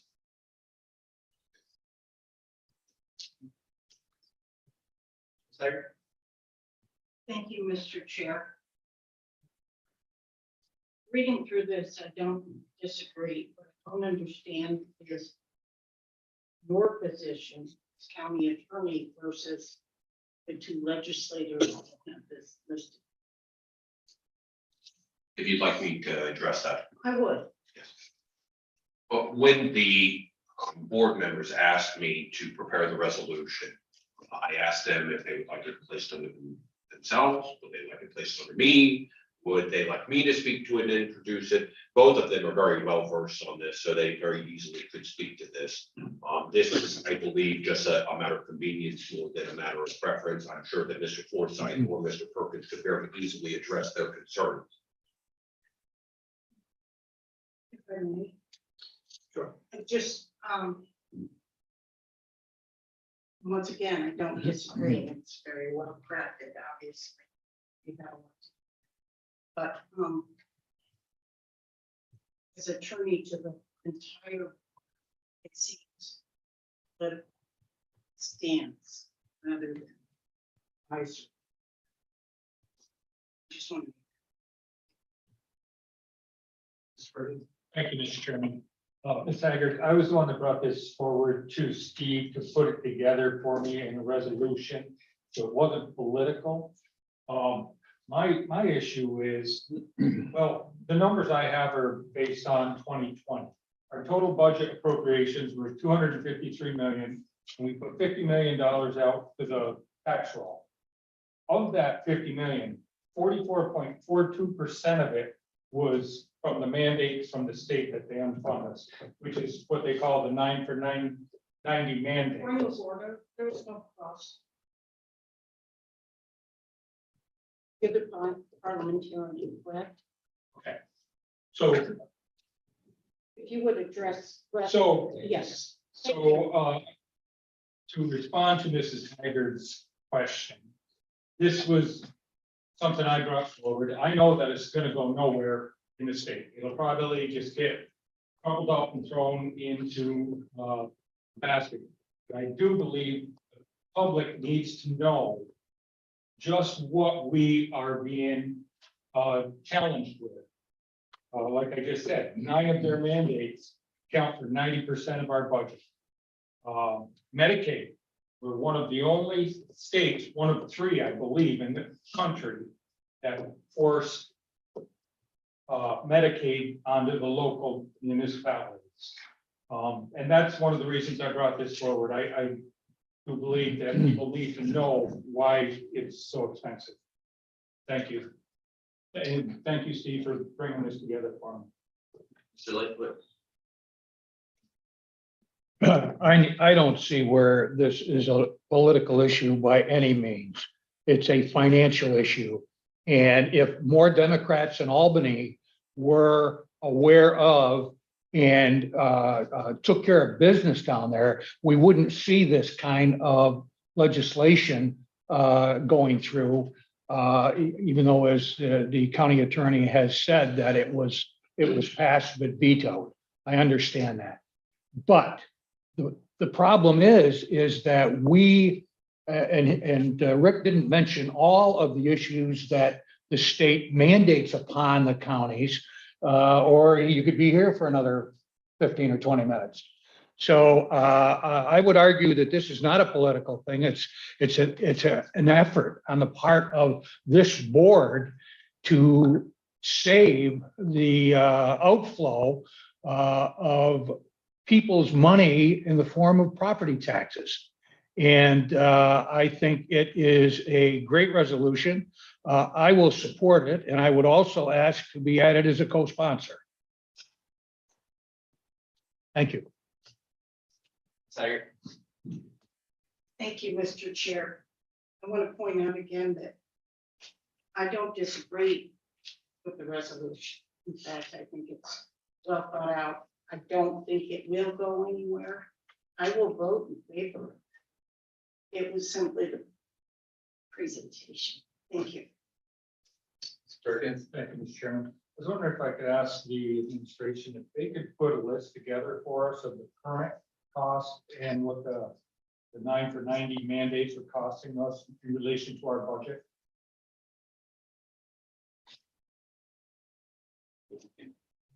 Thank you. Oh, And sorry. if we could share that with all the legislators. Thank you. I do want to engage in this conversation. I will support this resolution. I would like to be added as a co-sponsor. Well, I do think this is indeed a political topic where we are a political body engaged, elected through a political process by the people of this county, and the way their money is spent is a political issue. Maybe a more appropriate word to describe Legislator Haggard's concern may be partisan. And if this is a partisan issue, I think that's more a reflection of it may be more of a statement on where a party stands, but as far as politics go, and as far as representing the people of this county well, I do think we have an obligation as a body to stand up for when their rights are being compromised by the state, and I'm glad to be supporting this resolution. It's perfect. Thank you, Mr. Chairman. One other question. Do we have the ability to send this to the other 61 counties and ask for their support on this as well? Because I don't believe it's a partisan issue. I believe this affects everybody across the board. Doesn't matter what your party is. Thank you. Mr. Burke, did you have anything? I saw you raise your, I didn't know if you raised your hand or. You talking to me, John? I didn't catch it. I didn't know if I saw you raise your hand or you just had an issue, but No, I didn't raise my hand. I'm listening. fair enough. Mr. Chairman, Yes, Mr. Sheriff. I would like to be added as a co-sponsor as well. And I think that the 185,000 people that left the state of New York last year, 90,000 2 or 3 years before that in a row, would agree that this is a good resolution to send down to Albany, so they have an idea of the tax impact that they're having on the local municipalities, as well as on the state level.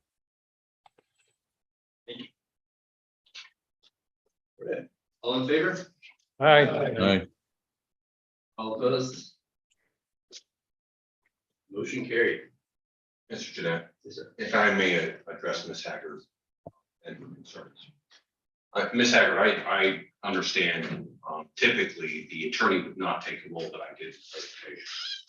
However, as this body has previously passed almost identical resolution at least 3 times before, I represent the will of the body, as I know you're aware. My comments were consistent with the expressed public will of the body on at least 3 prior occasions during the course of my tenure. So I didn't believe I was expressing something that was political, but actually the will of the body. If I may, thank you. Thank you for the clarification. I appreciate that, Mr. Button.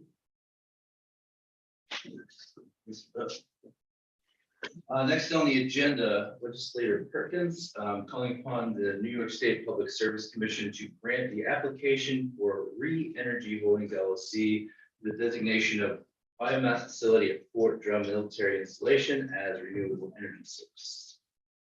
They have a motion. Mr. Nisha, second by Mr. Smithers. Great, thank you. Any discussion? Thank you, Mr. Chairman. As the resolution states, Re-Energy Holdings is a Department of Defense energy contractor. What they do is they burn biomass materials for the energy for a 60 megawatt facility that fully supports Fort Drum, or would otherwise support about 55,000 homes. They haven't passed legislation to keep biomass as a renewable energy in the last session. But Re-Energy is a company that supports more than 300 jobs in the region and provides $25 million directly to the economy. They have 32 on-site jobs. They work with 80 companies to provide to operate the plant. This will impact the mills, our local mills, that send their biomass and have a large impact on the local logging industry. I called some of the local logging industries. They're the smaller ones, they're family-based. And the ones I talked to, they range from 20 to 75% of their business going to this biomass facility. What's going to happen with the tops that they take to the facility are going to end up staying on the forest floor to rot and create more methane. Biomass did fall under the renewable energies umbrella until 2019, when the state enacted the Climate Leadership and Community Protection Act legislation. that excluded bioenergy from the definition of renewable energy. But previously, the Intergovernmental Panel on Climate Change said, in the long term, a sustainable forest management strategy aimed at maintaining or increasing forest carbon stocks while producing annual yield of timber, fiber, or energy from the forest will generate the largest sustained mitigation benefit. Like I said, it's a 60 megawatt facility that provides Fort Drum's electricity, which protects it from disruptions from cyber attacks, natural disasters. If this was to shut down, Fort Drum would have to get electricity by connecting to the unprotected transmission line. So I urge everybody to support this. Thank you for bringing this forward, and I agree with this completely. I think it has definitely a financial impact. I think this came out of Albany and their enthusiasm for the green energy. This is a renewable energy facility, but probably doesn't fit their definition of green energy. But I think the cost compared to the benefits of this, the benefits certainly outweigh the cost in this. And so I support it, and I'd like to be added as a co-sponsor to this resolution. It's ready. Thank you, Mr. Chair, and thank you, Ms. Perkins, for introducing this. I think it's vitally important that we take a strong stance in favor of our logging, timber, and wood harvesting industry here in St. Lawrence County. Too often it's forgotten and neglected. The reality is that a lot of these companies do a terrific job of using all parts of the trees that they harvest. I know current renewables, for example, after pelletizing a lot of the wood that their people harvest, the remainder is then trucked to Fort Drum to provide fuel for this biomass facility. The sawmill, the new sawmill in Ogdensburg that the current organization has opened. I've been there, and after the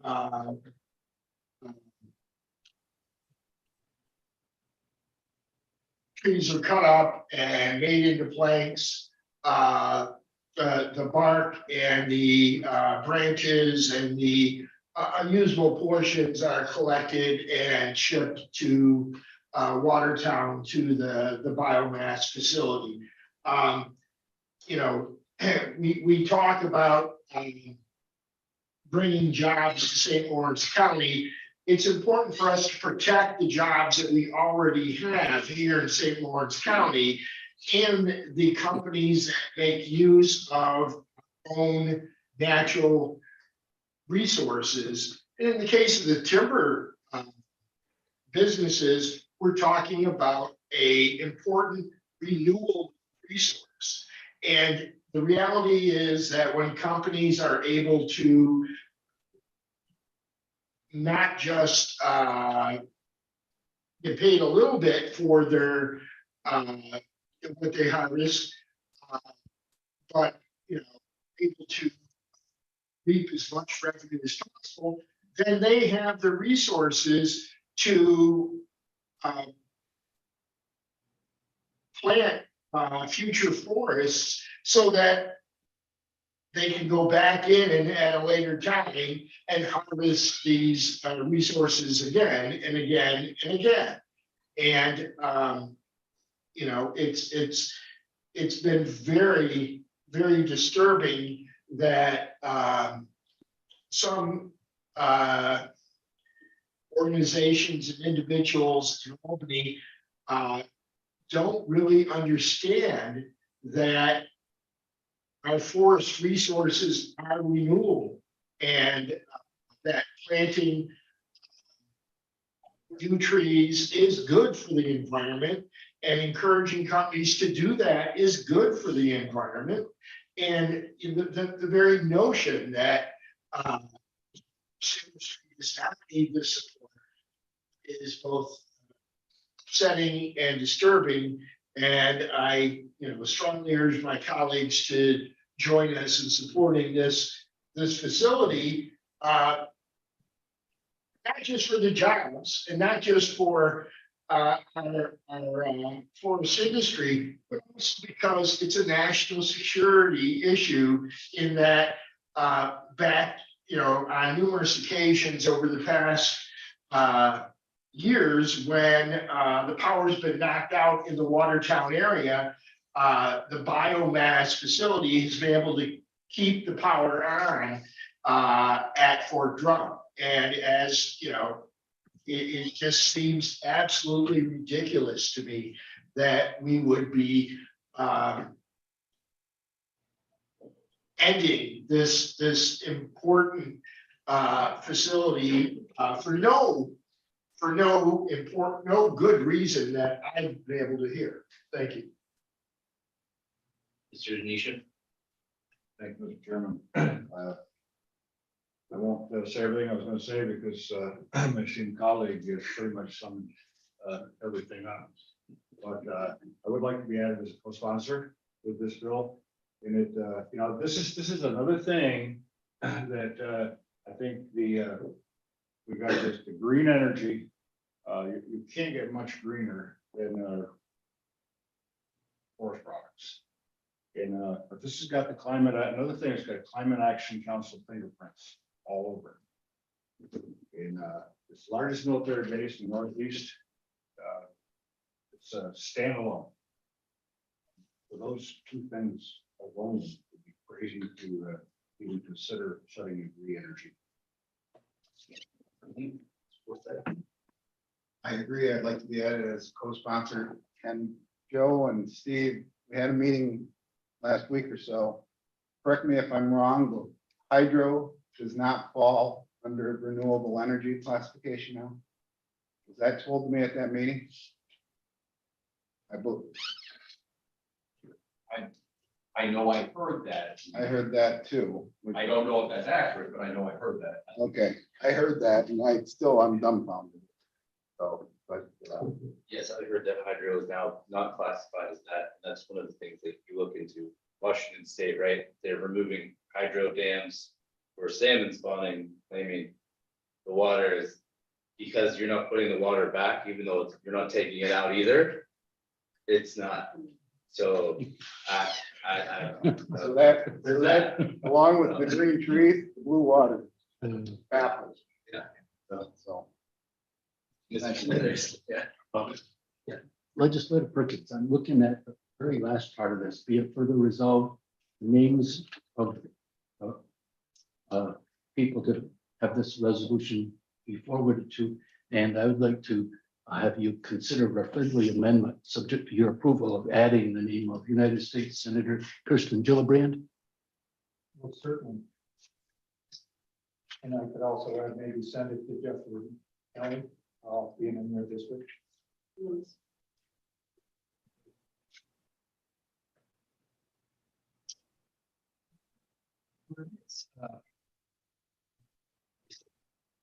Most people think that when you're talking timber, they're going in and clear cutting land.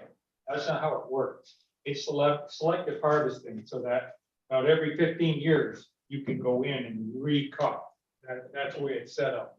There's very few spots where they do total clear cut. And when they do replant. For information. Thanks for that. All right. All in favor? Aye. Aye. Anyone opposed? Oh, I'm sorry, Judge. Mr. Burke, sorry, you always come up. There's a delay here when I see you. Well, I don't want to belabor the discussion anymore, but I didn't hear a mention of the wasteful use of the biomass facility itself. huge investment of taxpayer dollars, and you wonder what's going to become of it. And I'm not sure that I heard anybody mention the cost of conversion. But again, I think if we're talking about how taxpayer dollars are being spent, that should be factored in, and I totally agree with Rick's resolution. Oh, Mr. Basil, sir. I had the opportunity a number of years ago to go in the woods and watch these numbering companies operate. If anybody hasn't seen it, it's an operation beyond belief. It's certainly doing nothing to our environment except, especially at Forest. Thank you. Voting ahead, so all in favor? Aye. Anyone opposed? Motion carried, thank you. All right, next on the agenda, vacancy review committee. We have one department who will present tonight, the deputy treasurer, Deb Richards is here to present on the vacancies that we have remaining. Just as a reminder, we had 14 considered this month. 3 were operations. Last week we had 2, and tonight we have finance. We have 1 with the treasurer's office. Big transition happening in the treasurer's office this year. I'll leave that to Deb to fill you in. Wanted just as a reminder to let you know we are at a 92% immediate fill rate, 1% on the 30, 60, and 90 equally. And there have been 77 positions requested since September. Deb? Okay, thank you. Yes, we have 3 positions to discuss tonight, and just an overview. It begins with the deputy treasurer for tax collection, and the 2 most senior positions immediately under her. So this is almost 60 years of experience leaving our office within a couple months. We are all freaking out a little bit. We've had some excellent workers and a huge knowledge base. So I'll go over each one one at a time. The first one being the deputy treasurer tax supervisor. And just to clarify, I'm also a deputy treasurer. I'm the deputy treasurer accounting supervisor. So there's 2 deputies, one on the tax side and one on the financial accounting side. So this is not my area, but I've learned a lot since I've been here. So this is the deputy treasurer position. That position oversees all tax collection within the county, and that's town, county, village, and schools, which is there's 67,000 parcels. And between the towns, villages, and school districts, there's 66 offices and organizations that she communicates with and oversees the automated tax collection system that is integrated throughout them all. So it's a very busy and a critical position. Besides the tax collection, it's also, this position is also responsible for the return of unpaid taxes. So according to state law and local ordinances, to re-levy unpaid taxes and do the tax calculations for the foreclosures. Other questions to the deputy treasurer? Okay, next one. So the next one is, there's basically 2 sides underneath the deputy treasurer, and it's the tax enforcement supervisor and then the collection. So it's about the tax collections and it's about the delinquent taxes. The property tax law enforcement supervisor is the responsible person for the enforcement of the delinquent taxes, working eventually towards the auction to recover, try to resell the properties. This position is again responsible for the calculation of those delinquent taxes, any fees or interest, the collection, the bankruptcy proceedings, and the tax foreclosure proceedings. And they also supervise the staff and manage the attendance and coverage for the payment windows. Questions on the supervisor position? Okay, and the last one is an overlap. The last one is an overlap. The very first one is vacant because of a retirement. The second one that I just told you about is due to promotion. The person in that position will be moving up to the deputy treasurer position to be appointed, who has been with us for some time. This last position is the tax collection technician. They're basically equal positions, and this person coordinates, directs, and supervises all aspects of all tax collection within the county.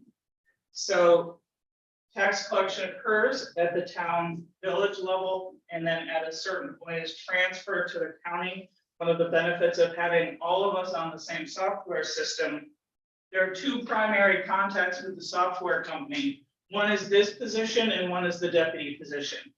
So they are a critical cog in how this whole system works. So the cross-training is vital.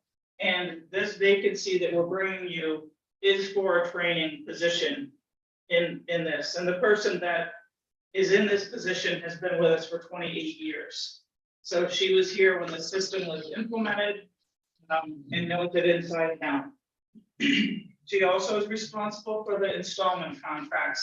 She meets with each taxpayer that would like to have an installment contract and tracks them through the life until they are successfully closed or if they have to be re-levied.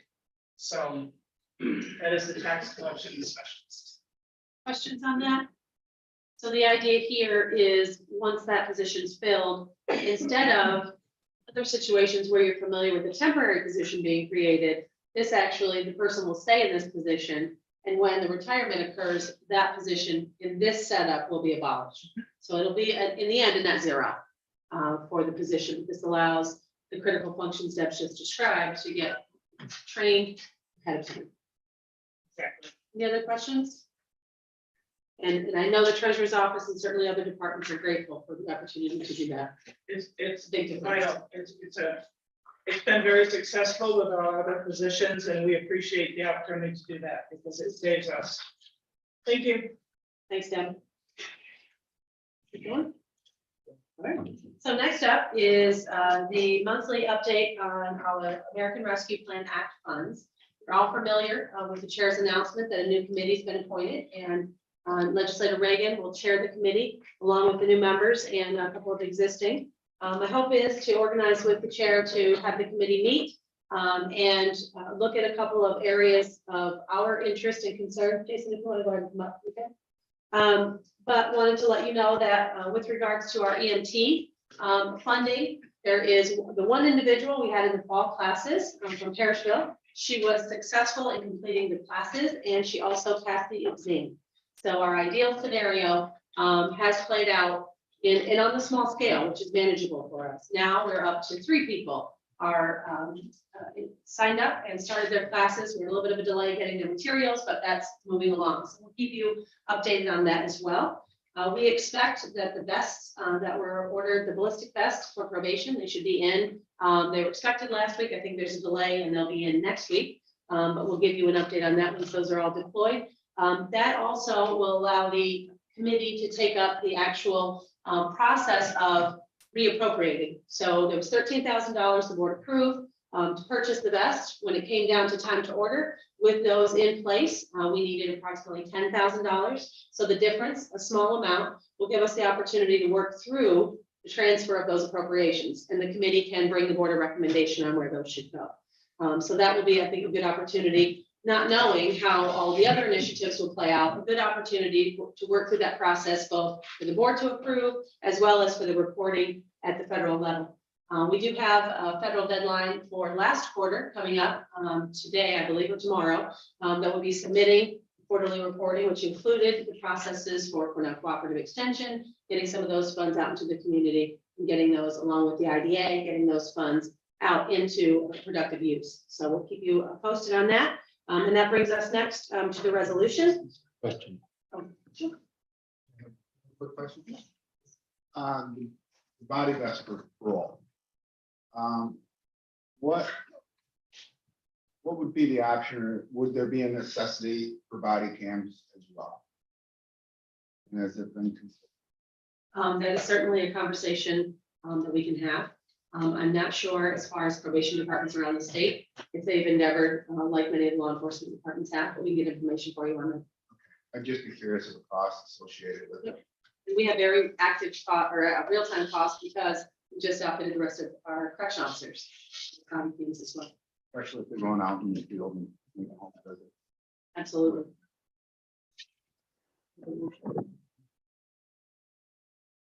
So resolution is for authorizing the chair to sign contracts appropriating the American Rescue Plan Act funds for the purpose of funding water and sewer infrastructure projects in the municipalities of Fraser, Canton, Clifton, Colton, DeKalb, Herman, Hewelton, Lisbon, Louisville, Madrid, Ogdensburg, Parishville, and modifying the 2023 budget for the planning office. Any motions? Okay, thank you. Second, Lightfoot, Reagan. Thank you very much. So this resolution comes before you after a great deal of work completed by the planning office with the assistance of some other county staff. Jason Fotenhauer, our planning director, is here with us tonight to walk through the summary briefly that you received in your packets, but also, of course, to take any questions that you have related to these appropriated funds. Jason? Thank you, Ruth. Good evening, all. So just maybe start with a little bit of background on the allocation. This board allocated $3 million of the allotment to water and sewer projects. And so a competitive application process was developed in the fall 2022, and an application deadline for municipalities, other entities that could benefit from these funds, had the opportunity to apply. That was deadline was November 4th of 2022. And then a review committee was put together consisting of staff in the planning office, staff from the highway department as well, and engineers. And we looked through the applications, and there were 15 that were received in total, from 14 different municipalities. And we had basically a flow chart and a matrix that we reviewed all of the projects quite thoroughly, and came forward with 12 specific recommendations to be funded, use that the majority of that $3 million for. After that, after the initial review process was complete, we did meet with the ARPA committee in late December, presented our review process to them. They were in agreement that the municipalities that you see in this resolution here were good projects to be funded. And after that, we did notify the municipalities in here of their funding. So I can go through in great or as little detail as you would like. I wasn't going to specifically talk about each municipality, but suffice it to say there's quite a range. We did see the lowest amount was a little over $24,000 in request. The highest request was $1 million. There were several $1 million requests that were not funded because in our review of them, we just felt that that money could be better allocated if it was spread out more to more municipalities. So the 12 that you see in front of you that were read are in the title of the resolution. They vary from 24,000 up to a low of 24,000 up to a high of 475,000. And you'll see in the revenue and appropriation lines on the resolution that there's quite a bit, as we were just saying, quite a bit of reporting that does go into these funds and how we need to account for how they're being distributed. So even though it's under the title of water and sewer projects, there are more specific project breakdowns.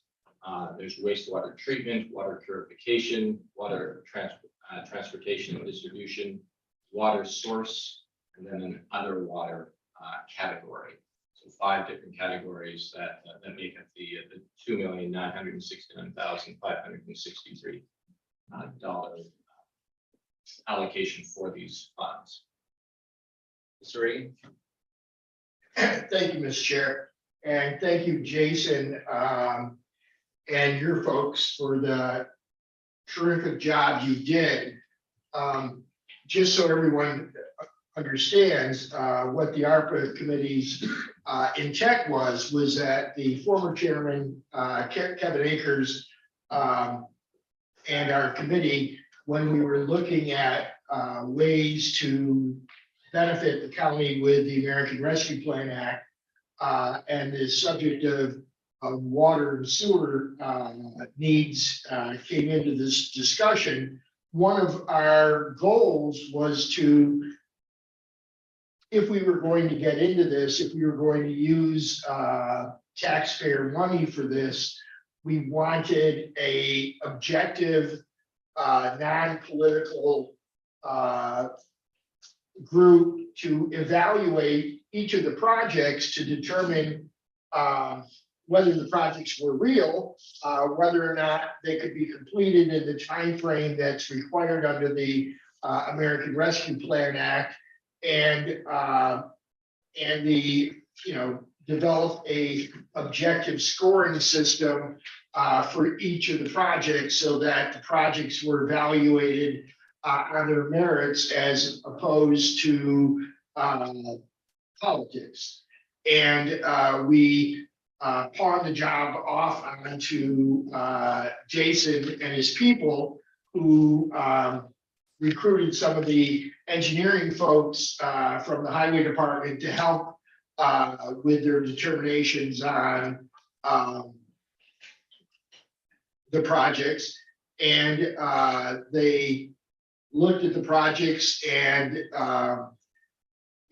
developed a scoring system and sent it out to all the municipalities. All the municipalities in the county had an opportunity to compete and to make their best case.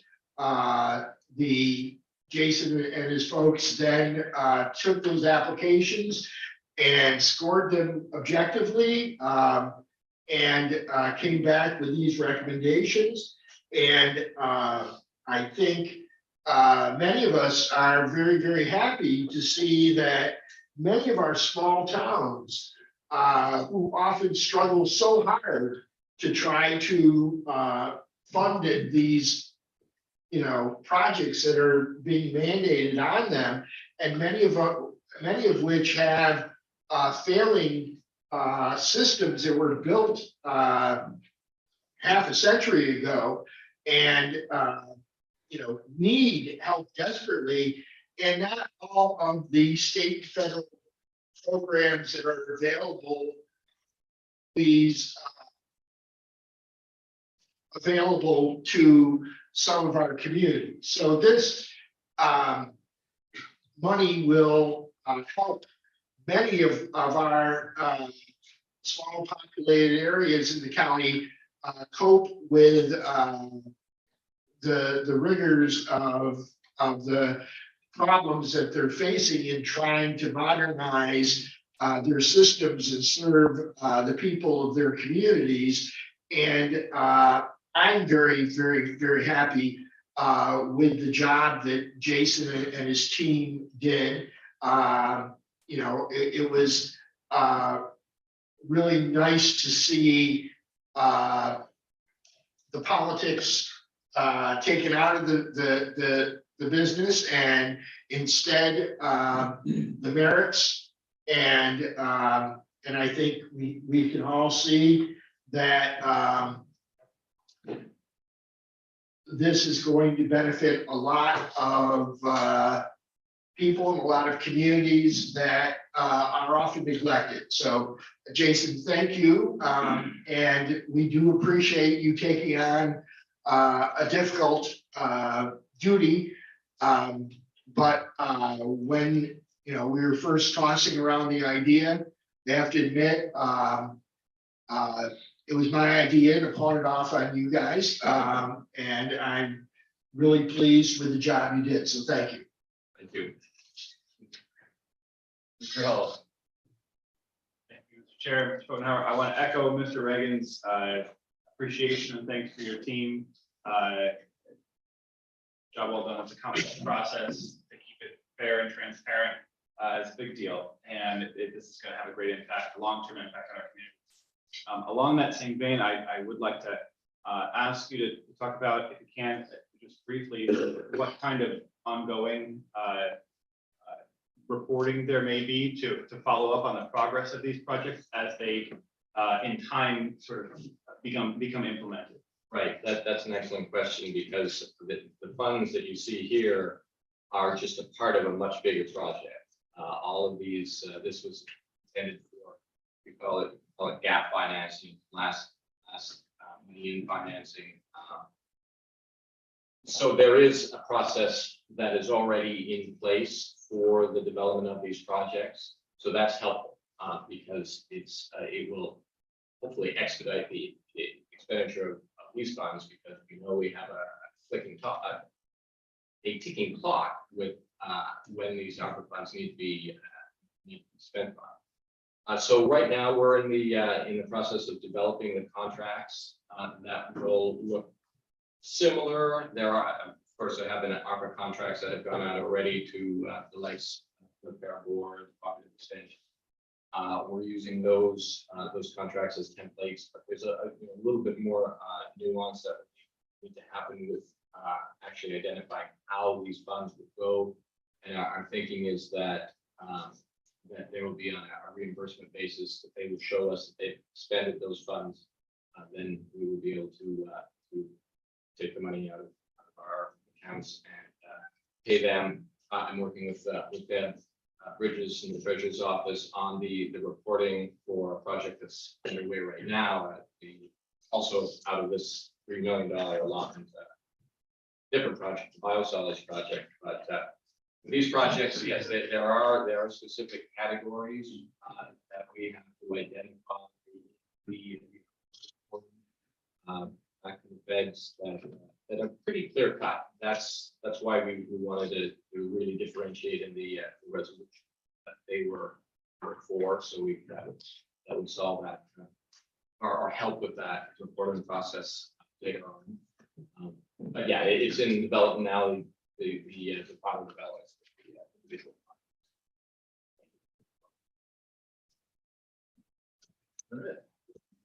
We vote. Who's in favor? Aye. Opposed? Motion carries. Thank you. So moving right along into an administrator's report.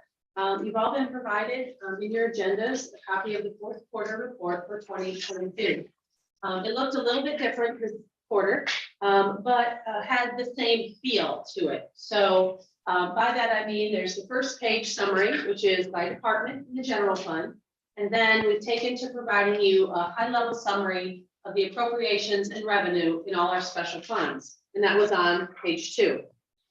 So those two areas, I would just take a moment to point out, we had 10 departments in the fourth quarter who've exceeded their budgeted amount.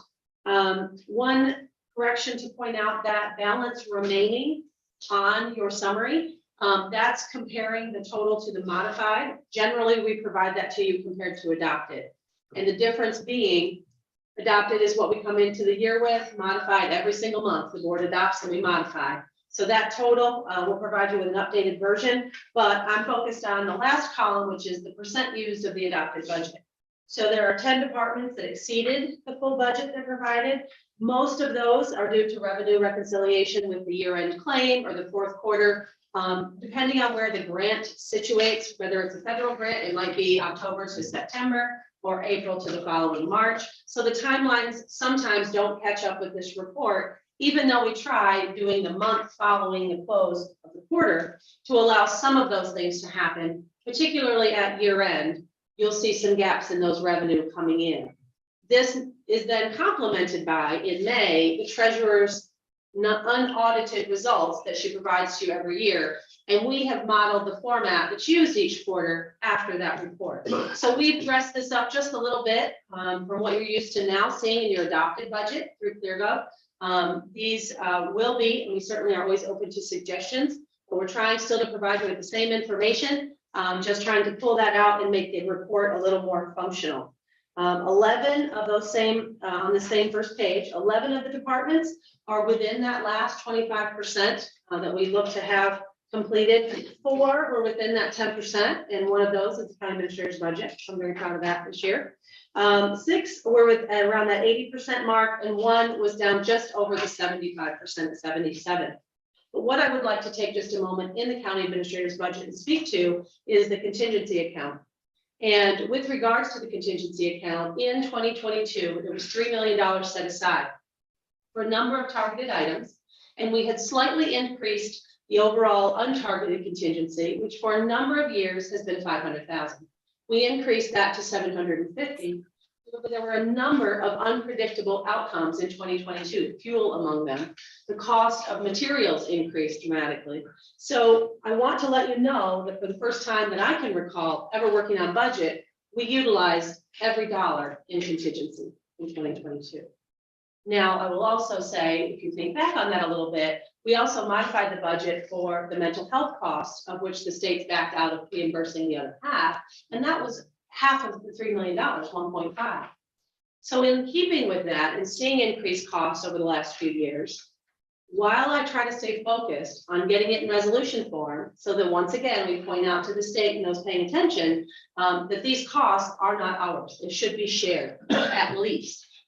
We took the trends into consideration this year in budget, and we have increased the appropriation in the 430.07 to account for some of that. So I do want to let you know, after we, just like with revenue, and I'll speak to that in a moment, we recognize these expenses aren't going away until we can see not even legislative reform. This is around regulatory reform. They didn't change the law to push these costs onto the county. They changed the regulation, and off they went, and we owe the full bill.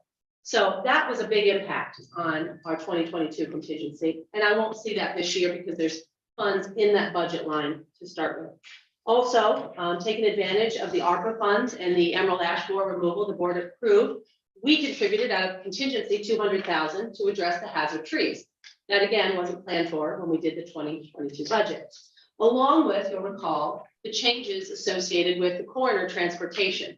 That was an issue as we had changed the folks that we were working with, going to Broome County, Monroe County, and Albany County during COVID.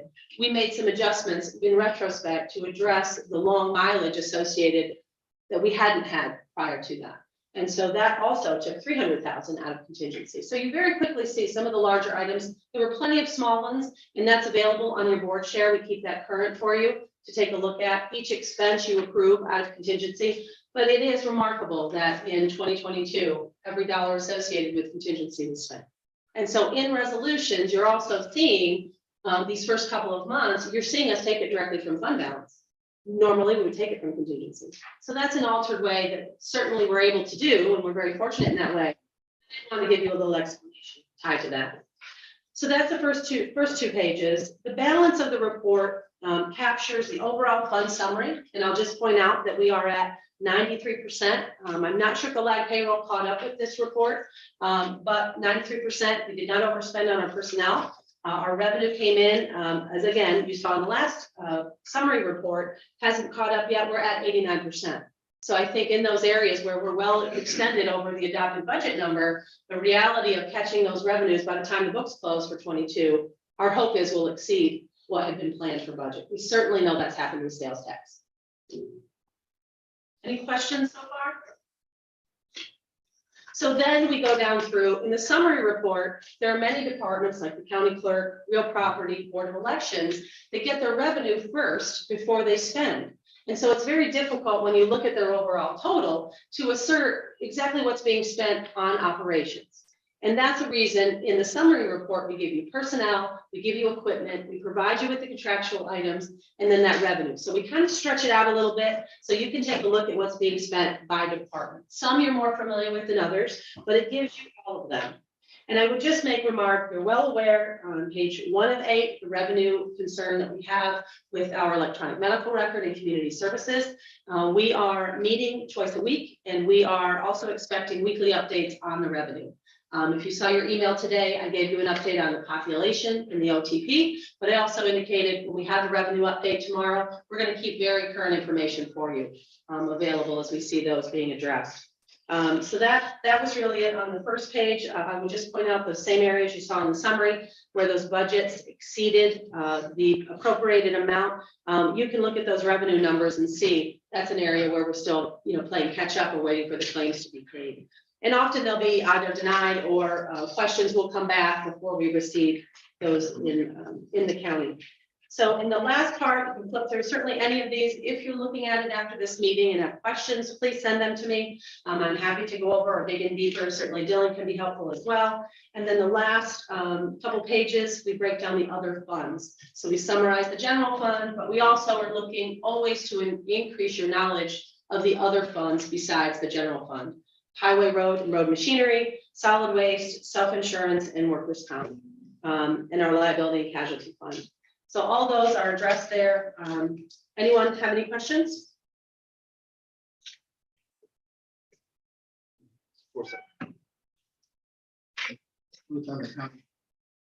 Downstream revenue or downstate revenue. Have we heard any reports on that, where we're at with that place? I believe that we were looking at coming in about 500,000 Okay, so below budget. Yes, okay. that revenue shortfall.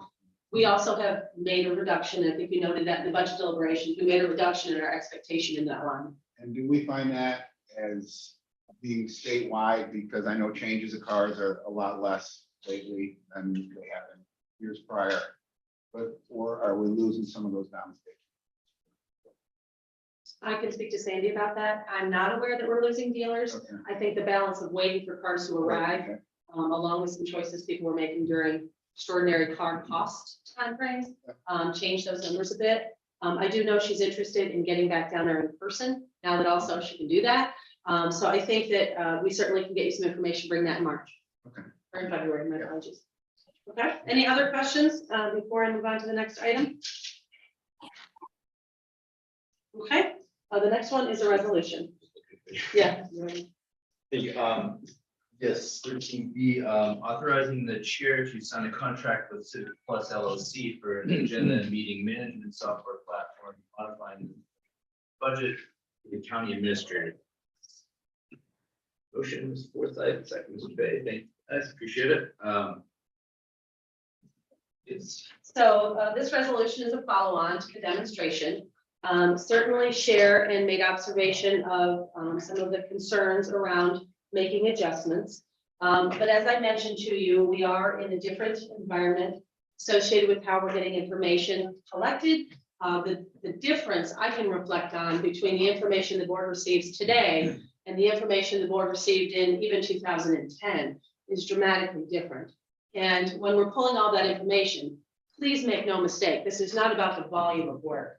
I don't think any of my staff, and I extend that countywide, but certainly in my office, are overwhelmed by any level of volume. They'll put the time in, they'll get the work done. I have no concerns there. However, it's also about practicality of how your time is used. And in looking at all of these, there were some dreamy ones that we would never be able to afford. There were some basic ones that didn't accomplish what we'd like to do. But we found with Civic Plus, we found a platform that can grow. And it can start out very basic, and it can start out just getting that information and the meeting notices out that way. It also starts to bring a more formal platform than just a YouTube link. Now, we could argue and debate whether or not we should stay in that environment we're in now, or if we want to be more collected and formal about how we move forward. I certainly welcome any feedback. It's on your agenda because I believe it's important. The staff support it. It also is one of the pillars of long-term planning and succession, this office. Questions or comments on what you saw? I realized it wasn't that easy to see in our reflection of the size of the font. Yeah.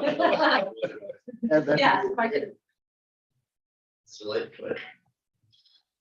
but At first glance, I have my reservations about this. I think that it's going to be a lot more labor intensive than we think it is. I question if there is if it should happen that there is a large public response to this with input into the system requiring output from our employees responding to these people. I'm a little concerned about it.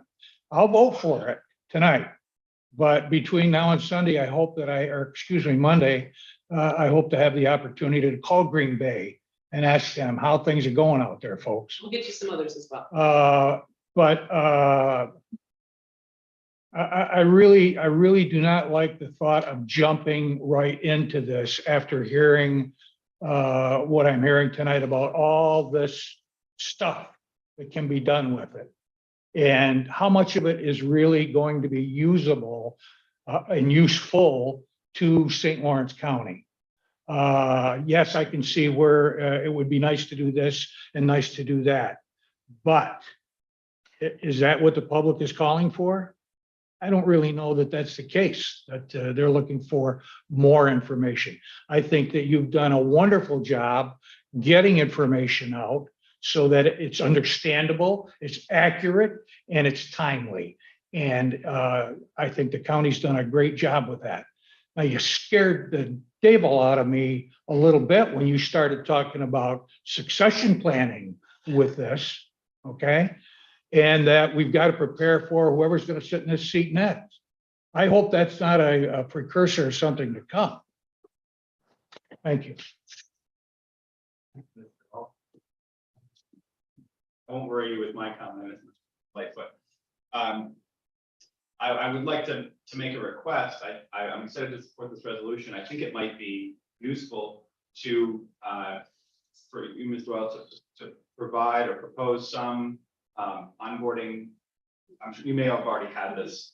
You may have already had this prepared, but something to include a resource for the public, which outlines the ways people can access these resources and a bit of a tutorial where for those who are interested, that information is made very easily accessible, maybe integrated with a public a portion of this meeting. I think that would be very useful. And maybe a timeline, a proposed timeline for adoption of each of the sort of modules and uses of this platform. It is multifaceted and it's not a big bang approach. I know we have access to all of it from the start, but the way we implement it, obviously, we're expecting will be measured. And so to have something available to even just board members to be prepared for that would be very useful. I have reservations too. Truth be known, I'm still using my old iPad. I'm telling you right now, but I like it. My wife goes, "Why aren't you using the new one?" I says, "Like the old one." $20, I'll buy it, whatever it is, I don't care. So I do have reservations, a lot of Larry's reservations I have. There's a cost associated with it, cost benefit and all that. And I'll support it, but I'd like to hear how it's working out for others. Yeah.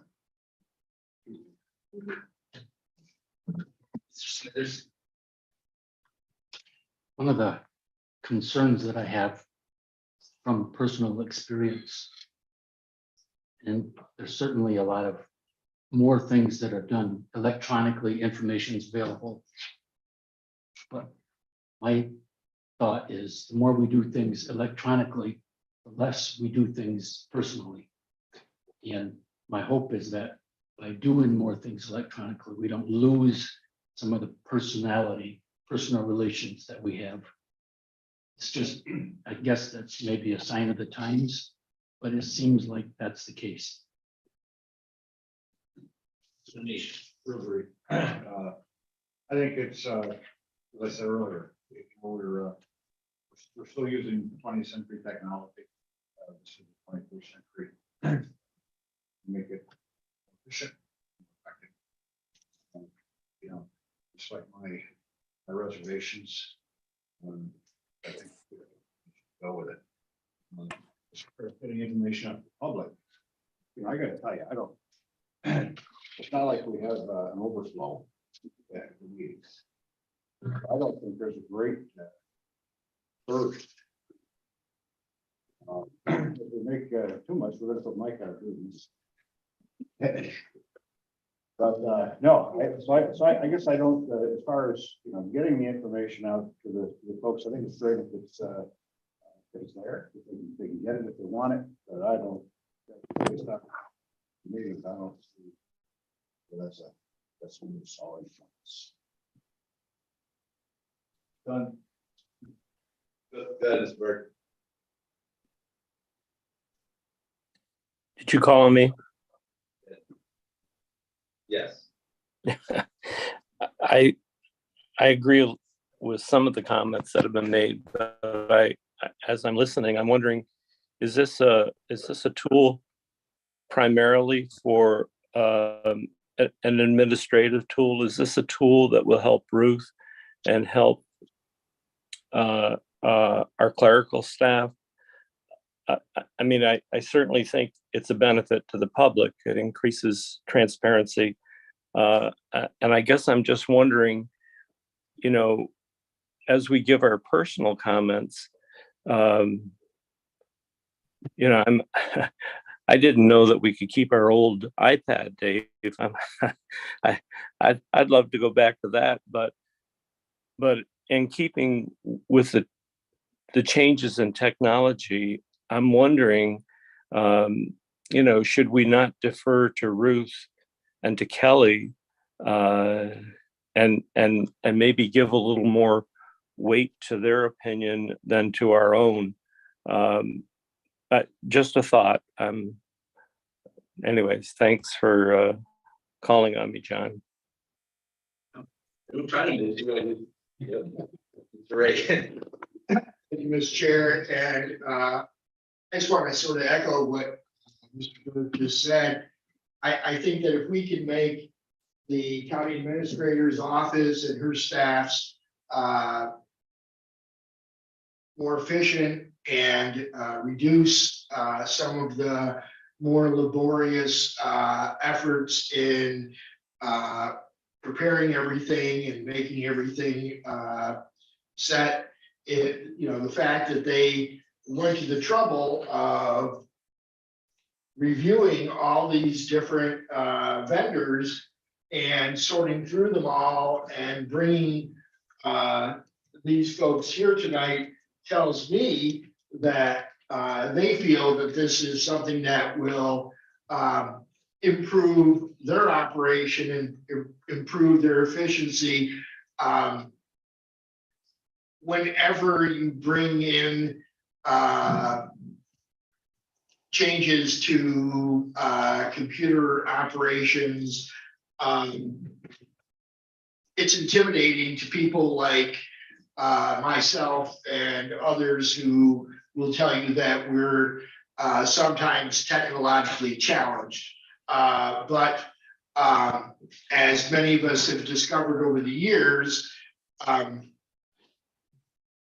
new technology can also, in the long run, make operations much more efficient and much easier.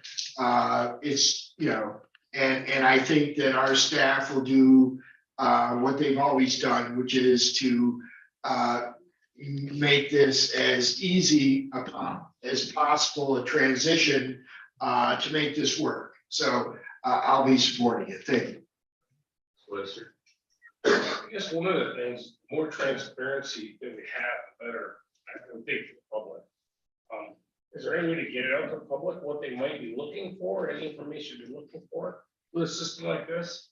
Or do we even track how many people follow it? I mean, is there any way to tell, like, how many people watch it? We have a meeting? We can track that. We do. Certainly, some meetings get greater attendance than others, usually issue based. But we also monitor our website traffic each month. saw a dramatic increase for about the 2 years of COVID. But also we have a standard about 50,000 hits a month to the website. I'm not saying that's on our meetings, not saying that's on our page itself, but in the county's website. So we can drill down and get some data. We also could solicit some information from the public of what they'd like to see. One of the tools I think that's valuable with this option is some searchability, like he showed. So depending on how it's indexed, which is key, they could find resolutions that you might be interested in or subject areas they do want to speak to or come to a meeting and address. And I think that's important if the board's taking up issues for that, like you said, for them to be able to see that and participate.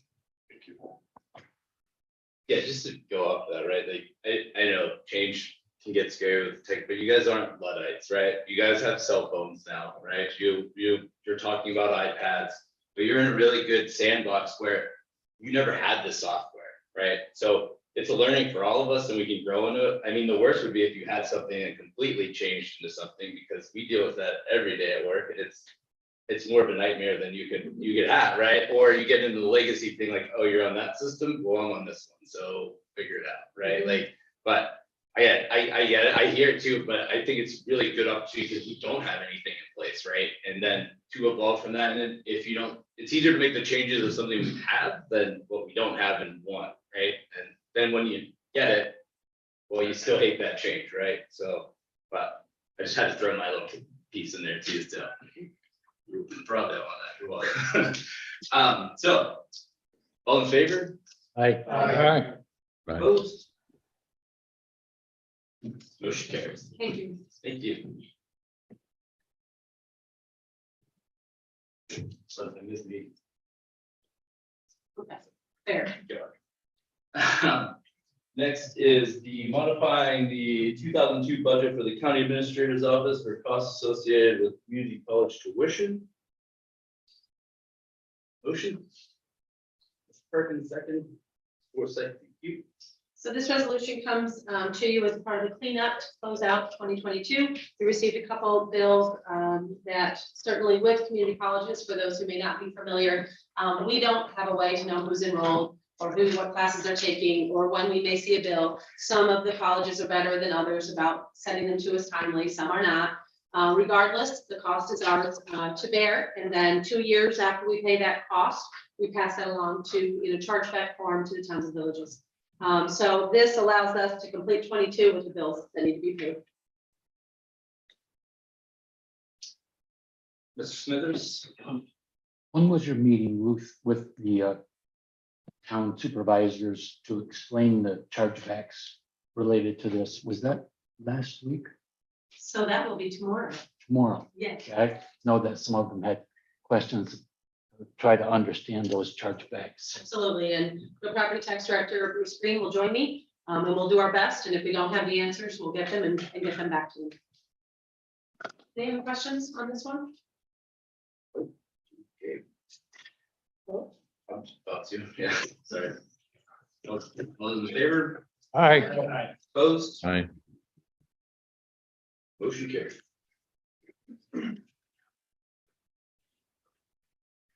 Right. Old new business, there's a resolution on the table for. Sorry. I did. I am sorry. My apology, it was up there. All right, thank you very much. On paper. Paper. I had technically, if I had iPad, I could scroll up. So, point made. Touche. Yeah. Thank you. So going for the D is modifying the 2022 budget for the county administrator's office funds award for the snowmobile trail grants. Motion. Mr. Nisha, second, Mr. Lightfoot. Great, thank you. So this resolution allows us to do some cleanup. They have, as I was mentioning in the quarterly report, depending on the grant source, this is New York State, we follow their timeline, which is April 1st to March 31st. They now have begun issuing funds earlier in their year than they previously had. So this will allow us, we received a payment before the end of 2022. This will allow us to modify the budget to disperse those payments to the organizations that are entitled to receive them. I'm just seeing this one was new to me. Any discussions? Yeah. All in favor? Aye. Opposed? Motion carried. E, modifying the 2022 budget for the assigned council program. Motion. First, second, Forsyth, thank you. So this, in a similar fashion, will allow us to close out 2022, or at least catch up. Again, this is a situation where we receive bills associated with cases that have been closed. Most of the time, I would say in excess of 95% of the time, we receive the bills upon the case closing. In some situations where cases are extremely prolonged, the court may be asked to make payment during the process of the proceedings. That's generally not what happens. In this situation, we've seen an increase this year of criminal cases, and so we need to modify the budget so that we can pay. And this is an example also of what I was talking about with taking it directly from fund balance. Questions? Okay, who's in favor? Aye. Opposed? Aye. Was that a late eye on the favor or opposed? I think it was an aye. Was it, yeah, I saw him push it, then it went, got it, It's just motion carried.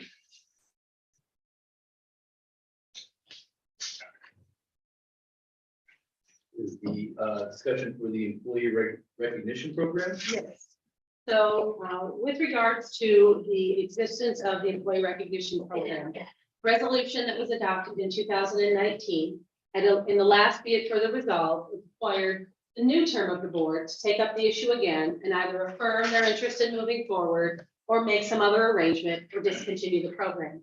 So I spoke with Chair Forsyth and we determined it would be a great opportunity both to give you information around this program, identify what our options are as I've just laid out, and determine how the board would like to move forward. Resolution is not required. It only states to review.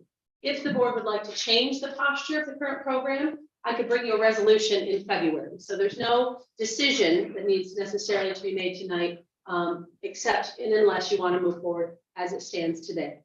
So that being said, I wanted just to give you a read on the opportunities that we've been able to provide. For legislators who weren't here, the employee recognition program originated out of an opportunity to annually provide our employees without utilizing necessarily direct taxpayer dollars. So there wasn't a budget line allocated, and often it would either come from me or from collection of employee dollars that would allow them to have either lunches or to do something nice for one another or the department. And so the board took up the issue and decided that they would contribute at a minimum $20 out of their paychecks per month that would go into a fund that would be available to me to do things for employees. So in that time, since 2019, there's been $16,328 set aside for this purpose. Now, I will also tell you, some folks determined they wanted to increase their contribution above that minimum of $20. Some folks decided it was easier to make one contribution at one time. So a variety of ways that these funds have come into the county. The current balance left is $1,610.40, or about 10%. So I think we've made good use over the last 3 years in doing things like providing meals, particularly during COVID. We were able to provide safely distanced meals one at a time for many departments who had to work in excess of the hours we require, but also to reward them for stepping up during a very difficult time. We purchased plaques for employees. We also have held some competitions, if you will, either holiday decorating contests or submissions. And we've been able to buy gift cards, not out of the county budget, but out of this fund, to provide for the winners, to either have lunch together or to do something to celebrate. We've hosted a gathering shortly after this fund was created. We hosted an event at Surgery's that some of you attended. We were able to have and celebrate our employees for a meal, and many stayed around for a few hours to visit both with legislators and one another. Lots of folks who work in different departments don't get the regular opportunity to spend time together. We also were able, with the board's permission, to utilize funds out of this to prepare for the bench that we had just dedicated this last year for our former county clerk. We're able to pay for it out of that. We're able to pay for the summertime event that employees really seem to take interest in, with providing ice cream to them. And our department heads and some of you came to scoop the ice cream for them, and that was greatly appreciated. We've also purchased coffee mugs, I think, for some of our highway staff, hats for solid waste, and we've been able to provide some food during some of the training, like our department. We're able to buy some lunch for them, as well as for department staffs. We've done a number of things. I know at one point we provided lunch by floor for each department, or each of the social services floors. That's a large group, but we were able to feed everyone. We also took the time to make sure we got out to the satellite offices, so that just because you work in Ogdensburg or maybe farther away, that you still were provided with needs. So by far, I think it's been well received, and it's been a great opportunity that we would otherwise not be able to do. So certainly welcome your questions. Want to give you the opportunity to let us know what you'd like to do going forward. Ms. Hager. Thank you, Mr. Chair. Mrs. Doyle, did you mention, or did this include the year? So many years, or does that come from? Years of service, those come from a county appropriation. Okay, thank you. Yeah. Mr. Nisha. Thank you, Mr. Chair. I think it's a great, great thing to do.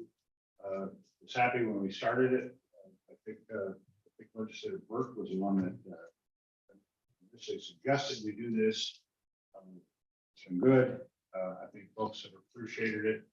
I know I particularly enjoyed scooping ice cream, and you know, and the folks a lot of positive feedback.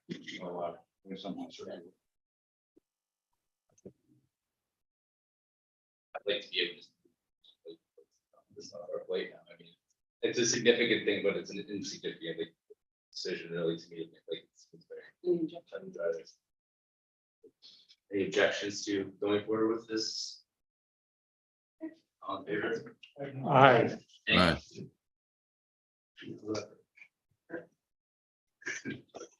And I'd like to say, welcome Ms. Curran for joining us online. Thank you.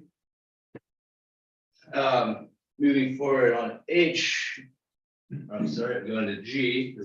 Requesting New York State legislature and governor adopt legislation to permit St. Lawrence County home rule to extend the sales tax rate as previously authorized from 3% to 4%. Motion. Perkins, Forsythe, thank you. Second. This resolution is one that you've seen before. It's been updated to include vision to allow for collections to continue through 2026. The resolution itself gives you some history. For the first two increases, it was a 2-year request.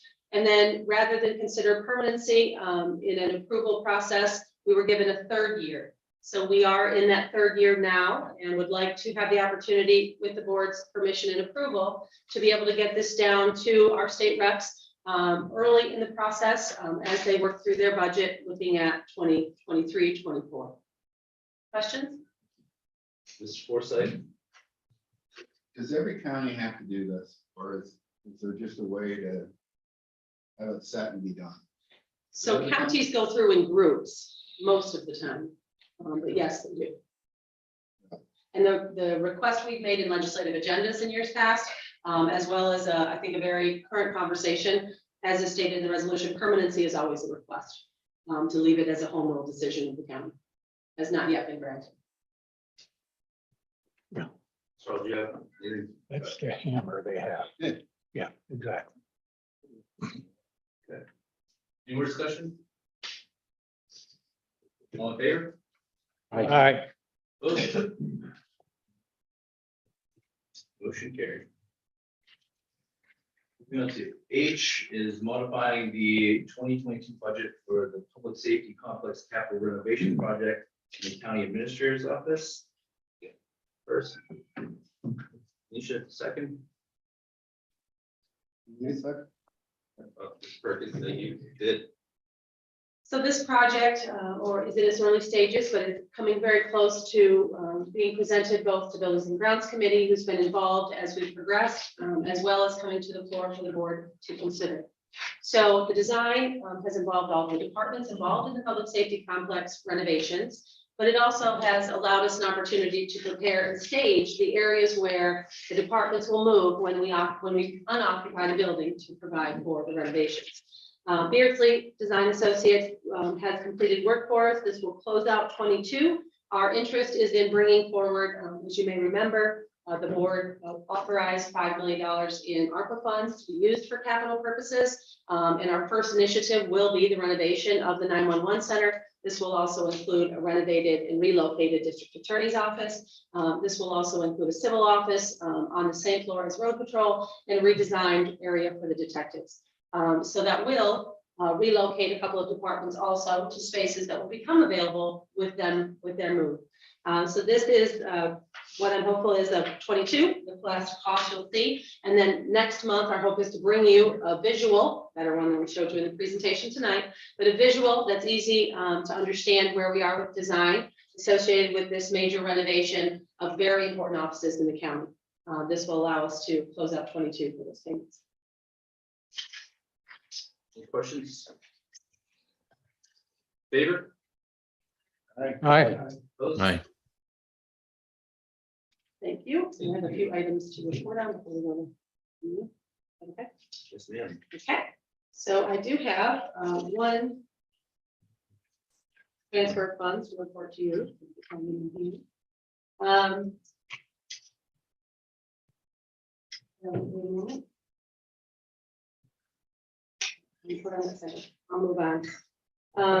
The healthcare committee met last week, as I mentioned to you, was scheduled. We included the union representation to hear a presentation from Burnham Consultants about our pharmacy contract. They RFP'd, the contract is coming due this spring, so they put out an RFP early. They were able to get pencils sharpened and reasonable improved numbers back. And our hope is we'll bring that forward for your consideration next month. But we wanted to give the unions an opportunity to understand where this program was headed, what our continued vendor has to offer, and how the programs are changing, and ask any questions that they wanted to. I think that there is a little bit more information to be provided, but that went well, and it's a good opportunity for that healthcare committee, inclusive of the unions, to receive that information ahead of time, so that they can start those conversations with their membership. I wanted to let you know also the same day last week, I held a debrief on our snowstorm event that happened on Christmas Eve over into Christmas Day. We were able to have internal staff, senior staff, as well as Sheriff's Office, Emergency Services present with us to talk over, at least internally to the Emergency Operations Center, what went well, what was the challenges we faced, and what would we do different, a traditional debrief. What we also did was we asked Briar Hill and Hammond to join us, because in that particular storm, they were an area of concentrated challenge for days, multiple days. And so we wanted to ask and hear their perspective on things and understand, did we meet their need when they were asking for assets? Did we answer their questions? Did they receive timely, as well as could be shared, equipment as needed? The partnership was tremendous, and they were quite pleased with the response they received from the county. We all, I think, came away from it. We're going to pull together a document that I'll share that does have some suggestions for what we do the next time, because we could have another storm event any day. And so we want to be prepared. It was a very good opportunity for the partners, I think, to speak and to look forward, because Hammond and Briar Hill could happen anywhere. And we know the challenges. We talked about some staging opportunities, some particular areas that were struggles for them. But overall, it was a good conversation. We included from that perspective highway as well to hear the challenges that they faced, but also to understand, how do we improve for next time. So that was a good time spent going over that. Wanted to reintroduce to you some ideas, no action required, but for a number of years, and Superintendent of Highways may have mentioned it in his orientation, there was the opportunity toward the end of every summer for legislators to go out on what was called the highway tour. And it's been a number of years. It stopped because there was waning attendance. And so we went from having 2 vans and a project or projects that we would visit, down to 1 van, down to a car, down to, folks were very busy. So what we'd like to do is offer you the opportunity, if you'd like, to do that this summer. There's been a tremendous amount of change since the last time we toured. It would be scheduled, so please give it some thought. And not unlike that is the ACT tour that also used to take place for years. A farm in the area that may either be endeavoring in a new situation or new equipment, something like that. Legislators would go out and have a tour, but also have an opportunity to interact because they have other types of organizations there as well. So that's also something else to think about. And I want to provide the opportunity for the board to consider or affirm that you'd like to continue attending the county fair at the end of August every year. Traditionally, we've gone, it was between the finance committee or the board meeting. I think it's been well received, but want to give you the option as a new term of the board for those three areas to give some thought if you'd like to continue doing those or start up again, and we can plan for those this year. Do want to tell you that County Staff and Public Health is going to begin offering CPR training on a regular basis to our staff. This will be a combination of straight CPR classes as well as some classes will also offer Narcan training. Certainly Community Services is well versed, and I believe every month they work with Seaway Valley Prevention Council to put out some Narcan training. But Public Health has stepped up. I think this is an area of great need internally, and I would prefer, unless there's an objection from the board, to provide this on staff time and allow staff, if they're interested. This is certainly not only a life skill, but it certainly could be a value in the workplace. So that will happen. We're going to have the department heads schedule their staff, so operations are not impacted. But I think it's a wonderful opportunity and a skill that everyone should have. So we'll be working on that. If you are interested, please let us know. And then, as Legislator Smithers mentioned, I want to just remind you, we'll be attending the town supervisors meeting tomorrow in Potsdam to discuss chargebacks and answer any of their questions. One quick update on the Messina satellite office for DSS. We are today, commissioners back in town. They had the NIPPO conference last week. The commissioner met with the furniture folks down there. There were, I think, 3 or 4 different vendors who came to do measurements and to give us quotes on providing the modular furniture for that area. And the commissioner's making a slight adjustment, and I think he may have mentioned this, rather than have, much like we have in Ogdensburg, exclusively foster care and CPS, he actually would like to start out with having a CPS unit and eligibility. And so there would be some folks there to get folks enrolled, rather than expecting everyone to come to Canton who may need some type of temporary assistance or SNAP benefit, or the variety of programs that to be enrolled. We would like to have staff on site on a rotating basis in Messina. So that will be a slightly different model, but we believe it's responding to the needs that are requested. Any questions on that? Okay. That's all I have for county administrator's report. So now new business. There's a resolution on the table accepting the recommendations of the county administrator regarding the 2022 annual vacancy review analysis, including rescinding resolution number 281-2008 and amending resolution number 304-2012. Is there a motion to remove this? Second. I have a point of information. Is Mr. Perkins is the parliamentarian? Mr. Button. Oh, sorry, Mr. Button. Question about procedure, if I may, if a resolution is tabled for more than one meeting, my understanding is that it's considered dead. Is that incorrect? That's incorrect. Okay. You can set aside on the table for a designated period of time that can exceed the 30-day period to the next meeting of a similar type as that in which the original resolution occurred. So theoretically, you could table a motion to next year if you wanted to, as long as it remains tabled within the agreement. Thank you very much. So, Mr. Chairman, yes, sir. Thank you, Mr. Chair. Kevin. Motion carried. I would like, Go ahead. Mr. Chairman, I would like to move to remove this resolution from the table.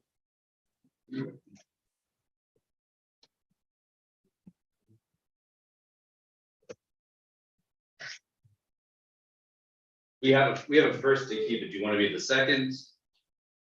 To keep it, to remove it from the table, or are you saying you're gonna be? I So you- didn't hear the first, so I'm having a hard time hearing you. So I'll second that then. Okay. The resolution is on the table, so any discussion? Need to vote to remove it. That was my next, nothing of that, so all in favor of removing, Aye. all opposed? Excellent. Carried, Discussion. discussion. Certainly, we can start out with questions. I'm happy also to pick up where I left off. I did share an email communication as well as some backup data for the new legislators, the original analysis itself, as well as the language that could be placed in an RFP. So that was available for legislators. Wanted to continue on at the part-time if there's no questions about what had been previously reviewed. Okay, so we stopped at the 5th bullet, which indicated continue to practice and amend the recommendation of allowing temporary positions at the discretion of the administrator to assist with operational needs and allow part-time management confidential staff to access benefits and prorated accruals. What came up in that discussion was the Council 82. And I wanted to separate off the part-time associated with Council 82 and the actions taken by the board to address that. Those officers, once they receive healthcare benefits, they keep them. The action was taken, and some of you may remember, the hours were restricted. And so that was its own discussion, and that was its own outcome. What I'm asking for here is related specifically to the unrepresented individuals associated with management and confidential employees. And our ability, which the board hasn't taken policy on yet, would be to provide them the opportunity, if in fact they elected, to access benefits. All of these things are both to help recruit and retain employees. The board's given permission to hire temporary employees. We're trying our best to do what we do and do it well with as few folks as we can. And so in this way, when we do bring folks on, what I'm asking is the board to take a position, whether affirm or decline, to provide this option for our part-time staff. That's what this bullet would provide. And the last one, unless there's any questions. Give me some examples of the part-time staff. So we have part-time, let me think. We have part-time providers in community services, for example. And in doing so, they don't get the full-time salary, but an attractive way to bring them to work for us may be to provide them with benefits.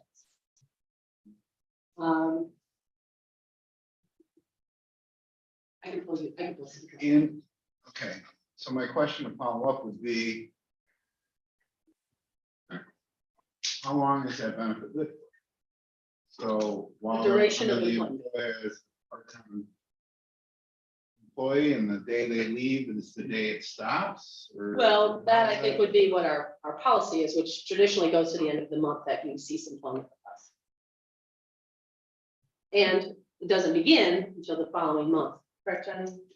After the first of the month after you begin employment with us. I think So that's it.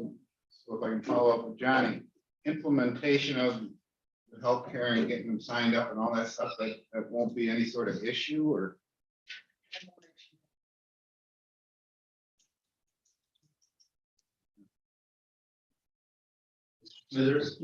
We have part-time sheriffs, right? So this would be applicable to them. Well, part-time, Part-time sheriffs. these, they fall under a different union, So this would not apply to them then? not in the request that I'm making. Mr. Hall? This is a request to continue practices.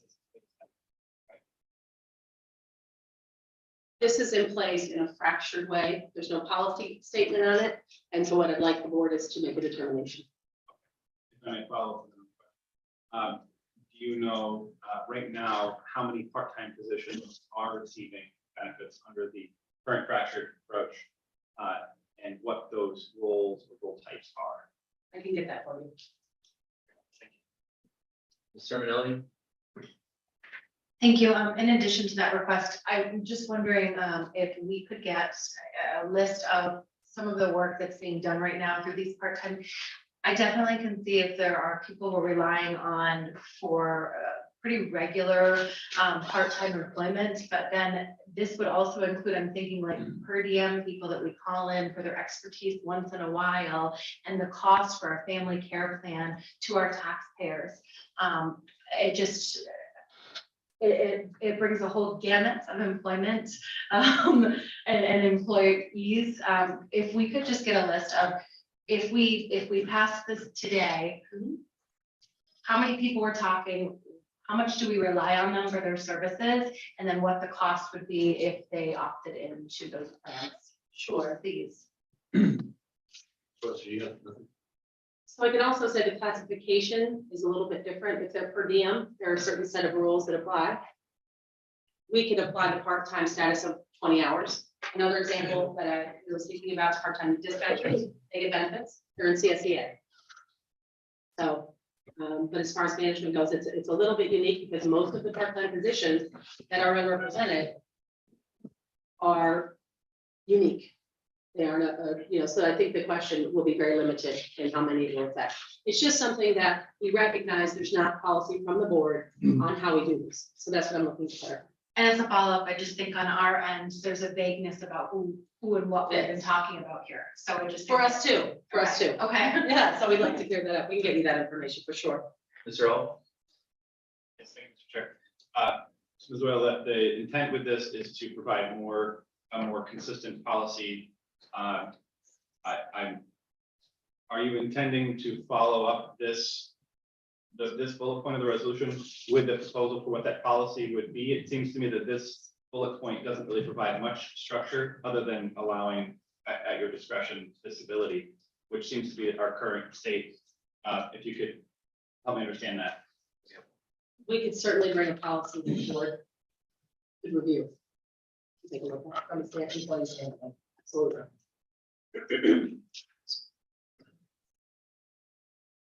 Bert? Oh, so, sorry, I saw it too. That's why I was like, hold on, let me check. I won't answer, Mr. Bird. Yeah, you're good. Wait, Mr. He does have. Yeah, Mr. Bird does have a question. Oh, I'm sorry. You're next. I'm like, I got Mr. Go ahead. Did you, Yeah, who are you calling on, John? Me or Joe? you. Okay, sorry. Well, the fact that Ruth is asking for this, I mean, I guess for me, she has always had our back. She has always watched out for the taxpayers, always watched out for the bottom line.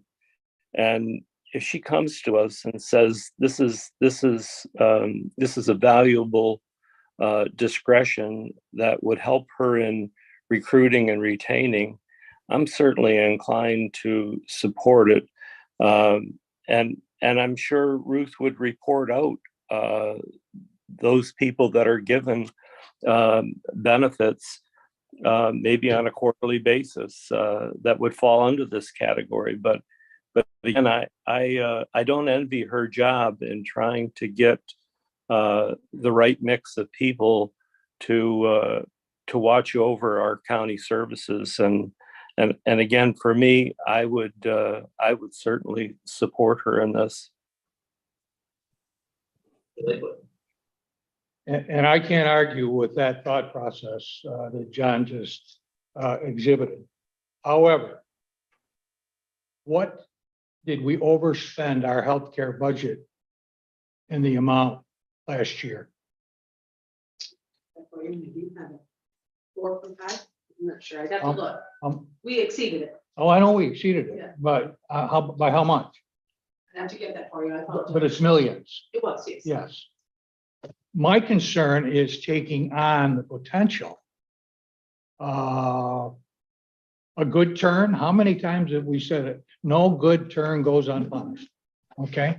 The other side is that, to me, that's a collective bargaining issue.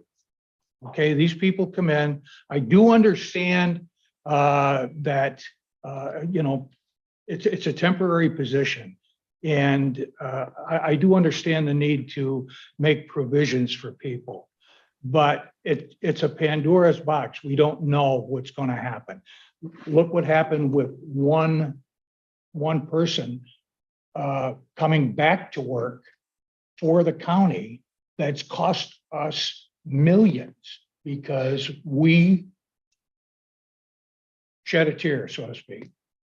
So right now, I'm very hesitant to go along with it, as much as I respect your opinion and your devotion to our employees. I would be the first one, and I'm not doing it now, is to table this again. So that would be my thought. Just to get back to Mr. Hall's question, there are 7 situations, and these folks are unrepresented, so they don't have a position to bargain. And also, I would like to see either an acceptance of it or declination, if possible. I'd like to, as well as folks paying attention to the recommendations here, you can always strike items that you're not interested in, and that's fine. I bring you recommendations, that's my role, or I believe that to be my role. If they aren't within what the board like to move forward, strike them. Strike them all, vote the resolution down. It would be nice to have completion with whatever is acceptable to the board. And I'll continue to bring more recommendations.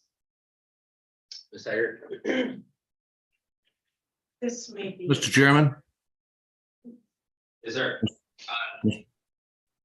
You're fifth. I'll come back to you, Sharon, but Ms. Hager, go ahead. Thank you. I don't want to compare apples and oranges, but everybody sitting in this room is not in a full-time position. Everybody sitting on this side of the DS, let's put it that way, and we're all entitled to the benefits. Is that not true? I don't take the insurance, but people can take the insurance, right? They can. Okay. So how could we deny that other people serving? It's not a temporary job, it's a part-time job. Provides for the option. Correct. Okay. Just one point. Thank you. Thank you. And you bring up a very good point, Mrs. Tiger, but Mr. Lightfoot just said to me, I just want to make sure I'm understanding this bullet right here, isn't it? I guess I was understanding or interpreting it as 2 separate things. One is for the temporary positions, and the second part to that bullet is separate and allowing part-time management confidential staff, right? Okay, so 2 different items kind of mixed into one bullet. So if we are requesting more information on that, the part-time management confidential staff, would it be possible to strike that part? I guess I'd make a motion to strike that part of that bullet so that we could move forward and vote on the rest of the resolution. If you make that in a motion, I'll second it. I made it in the motion. Second it. Seconded by Mr. Sheridan. Thank you. I was gonna let you guys, you had one, Mr. Perkins had one, and Mr. Sheridan all had questions too, so. We're gonna discuss this first, though. Or would you like to hear? Yeah, let's discuss this and we'll get back to you. It's you and Rick and Mr. Sheridan, so go ahead, thank you. So the amendment would remove the 5th bullet. And certainly we could get the information and a resolution could come at a later time to address it. To clarify, I didn't want to strike the entire 5th bullet. I guess it was to put a period after the word needs and strike and allow part-time management confidential staff to access benefits and rated approvals. Thank you for clarifying. You're welcome.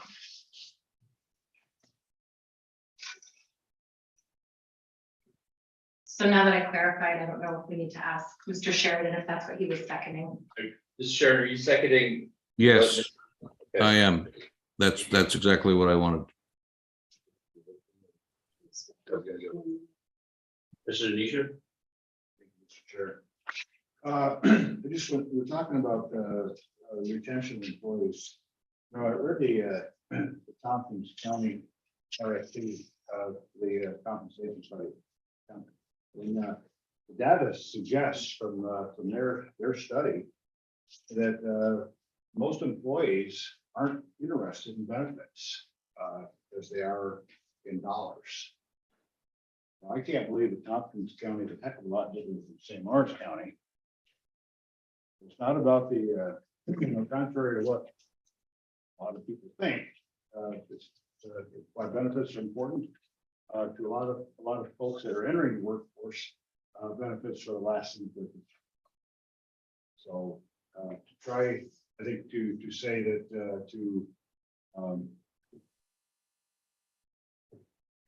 more benefits, availability of benefits, I don't think it's going to be able to. It might be for older folks, but not for younger folks. And the other thing I want to know is that, and Ms. Hager brought it up, and it's in regards to health insurance. Everyone in here is part-time. And last I knew, this was about 3 years ago, 3 years ago. There were 3 legislators who were getting full-time health benefits for families. To the tune of, I think we're probably close to $100,000 county cost. So I guess I'm saying it's can't have it both ways. It's good for one, it's good for the other. Mr. Perkins, My questions are already answered. Sherry.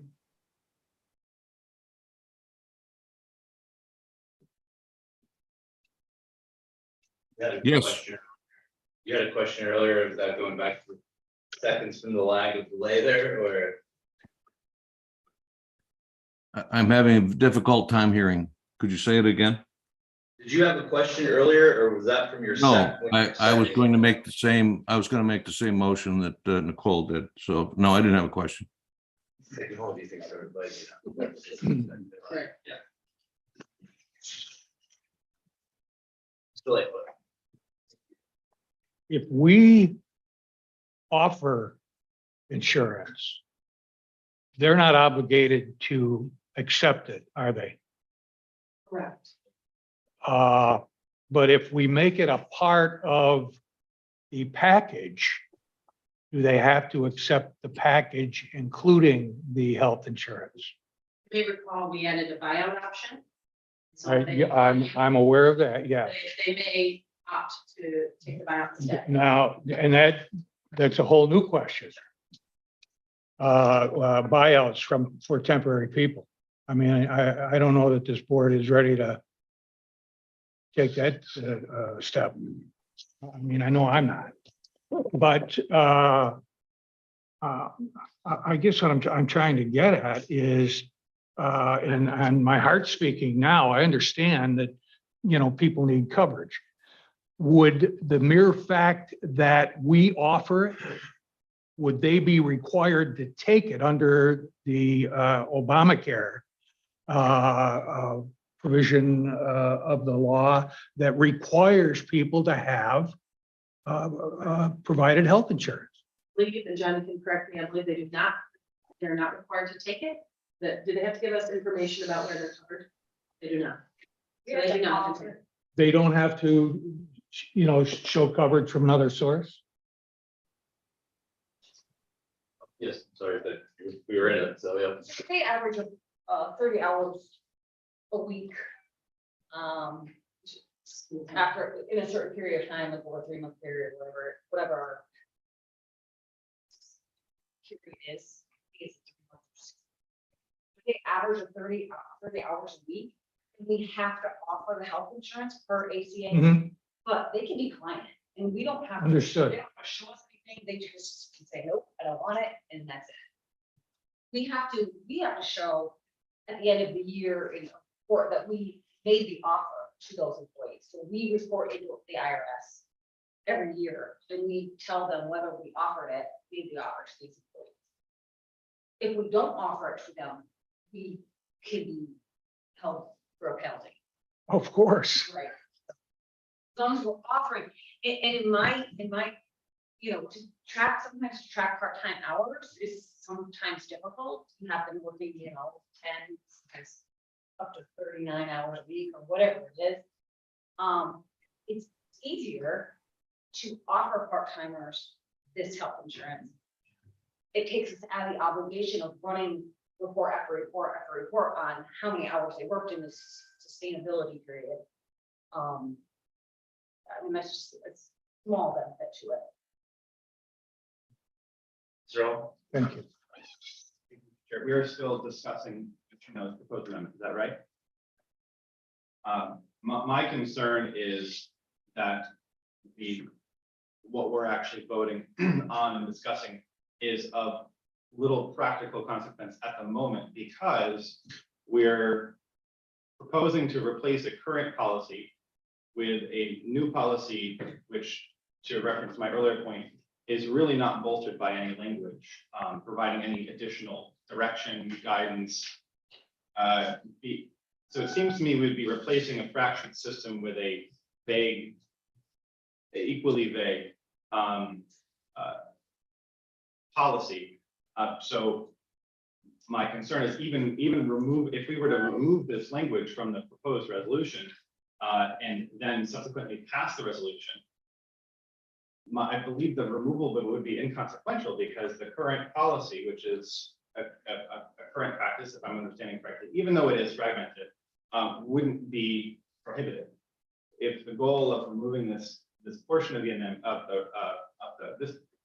the amendment to remove this portion of the bullet point, if the intention of removing that is to, in effect, cease the allowance of benefits to part-time employees, I don't believe it would have that effect.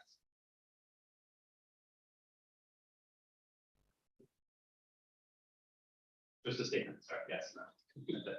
Shifting the way. If I may, sorry. As well, if I'm incorrect, I would ask you, please correct my indication. Or if the chair allows you. Ms. Forsyth? I don't know where I'm at anymore with it, really, honestly. Could we just strike the whole paragraph, this Bullet? one, the whole thing? And move on to the other 5? And just, or you'd like a yes or no vote right now on that? 'Cause it's We can there's way revisit- too many. Now, And we can when revisit someone this brought up later. the buyout, but in order to get the buyout, they'd have to, Have no, the they'd hours. get it new. They'd get it new. Yeah. I don't know how that. That one could be taken out, we could take it up completely separately. So I would make a friendly amendment to, we could just strike that whole 4th bullet for right now, and if Mr. Sheridan would concur, then we could just second on that friendly update. 5th, isn't it? The 5th, sorry, 5th The bullet. 5th bullet, Mr. Chair, would you second striking the 5th bullet? Revisit. The reason I suggested it to begin with is because I thought the resolution was a good resolution, except for maybe that one bullet. And without that bullet, I think that would take care of a lot of people's concerns. So give us some time to understand it a little better and do a little bit more work on it, find out some of the answers we're not sure about, but at the same time, pass the general thrust of Ruth's recommendations. And we can always go back and insert that later when we find out the answers. That's why I was suggested that, and Nicole suggested we just take that out and pass the resolution without that in there.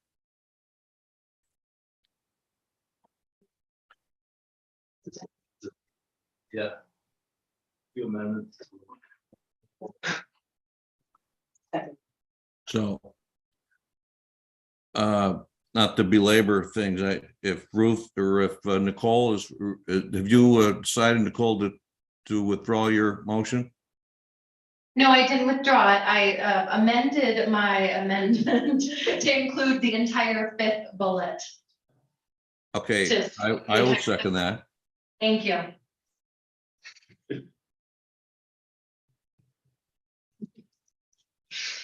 In favor of striking the discussion. Oh, yeah, no, sorry, Mr. Burt. Could I ask you, Ruth, what does that do to your intent? I guess I'm confused. The more we talk, the less clear it becomes. But I thought you were basically asking for a degree of discretion when it comes to hiring certain part-time management confidential people. And again, maybe I assumed incorrectly, but that that may not be something you would offer to everybody, and certainly aren't under any obligation to offer it to anybody because they're management. You do not have to follow a prescribed pattern. I was under the impression that you wanted it as a tool to be able to recruit and retain some difficult positions. And if I'm wrong, please correct me. I'd kind of like to know where we're at with this.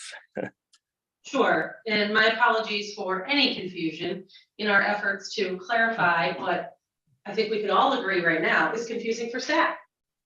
So the tool in two parts, and I can just tell you quickly while the motion is on the floor and seconded, the origin of this, and perhaps I should have been more clear.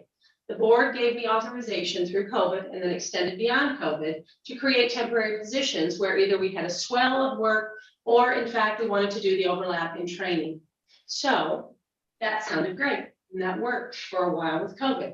And then we realized if we're hiring someone to replace someone who's retiring, for example, in a temporary capacity, if they're interested in benefits, why would they come if they have to wait 3 months to get into that full-time position to get the benefits? So the idea of this was, well, in certain circumstances, if we offered them benefits, that's essentially what the position's going to look like when they're not temporary anymore. Currently, we don't have the ability to offer that on a temporary basis. So that was the origin of the first one. So a great tool that the board gave me authority, which really helped our workforce in that time where they needed assistance or they needed some real succession training before they left. We're offering a position that doesn't have all the benefits that we'll have when you take the full-time position. That was the part-time component because part-time positions at most can stay 6 months, usually 3. So it was really that stepping stone into the organization that we thought, let's make this look like where it's appropriate, the full-time position. But it's okay. We can bring you more information and you can take that up on its own if you so choose, because we aren't clear how we should proceed in this situation.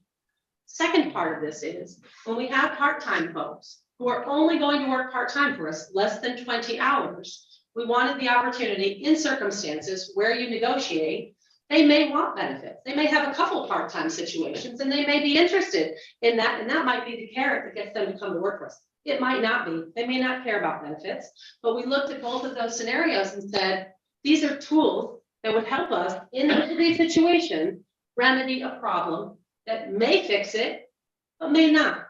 And so I believe it's incumbent in these situations annually with vacancies for me to bring you what problems I'm seeing and solutions. If you don't like the solutions, that's okay. I'll bring you more. But the reality is these are two areas where we're not clear. There are people who have them because it was part of their negotiation. Whether we should or not, I always like clarity from the board where I know what can be offered and what cannot. That's what this board was for. But I'm happy to go back, get you all the positions, get you the data, write a policy, and bring it back to you as its own item. That's fine with me. That make sense, Mr. Burke? It does. I again, I would hope that we would support you, Ruth. And it's not that I don't understand the concerns. We don't want to open our taxpayers' wallets to a lot of benefits, but the way you explain it, this is you're charged with making sure the county has the human resources that it needs to get our job done. And I would hope that would, and you've done such a great job, Ruth. I have complete confidence that you would use this tool, if given to you, judiciously. You clarified it much better.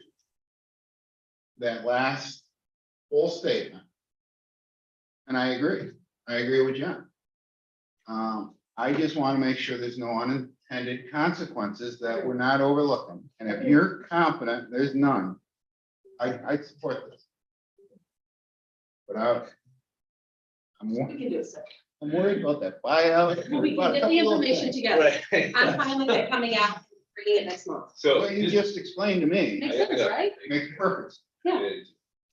So, And I feel, so man, I was, I'm I sorry. got bad, no, you're good, I got bad, I didn't know if Mr. Forsyth was done yet. Just to be clear, I'm we're good. still on striking, Yes. this is, just so we're on, all right, got it, all right, Mr. Hall. I would like to make a motion to call the question, to vote on. I had my hand Proposed up. amendment. He did first, I'm sorry. that's all right. Question, please, second discussion. Oh, hold on. Never mind. Is there a second for? Second, Mr. Discussion. Yeah, that's right, like, it's from that one. In favor? Is there a second? I'm sorry, go ahead. All those ready? Yeah, Yes, Yes. Aye. Aye. Aye. no, Opposed? no. no, I don't know how many. You You want the nose? I want the No. nose, yeah. No. Yes. Do we have roll call vote? Yeah, I was gonna say, like, you guys. Call the question. And. On the we amendment. have on that, get you there.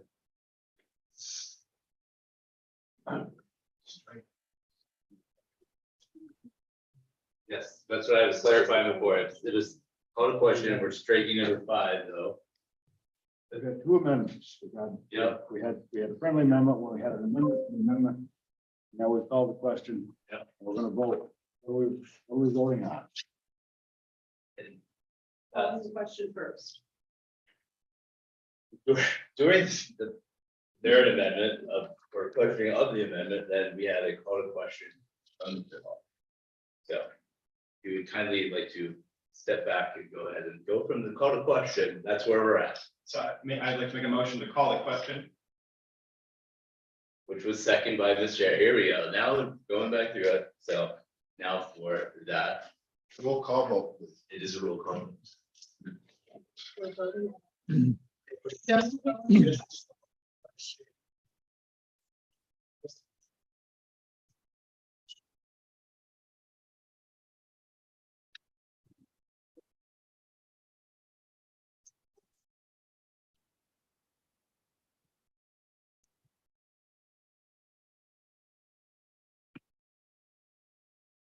Mr. Burke,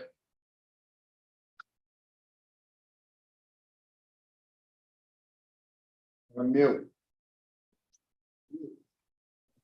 Sorry, no on calling the question.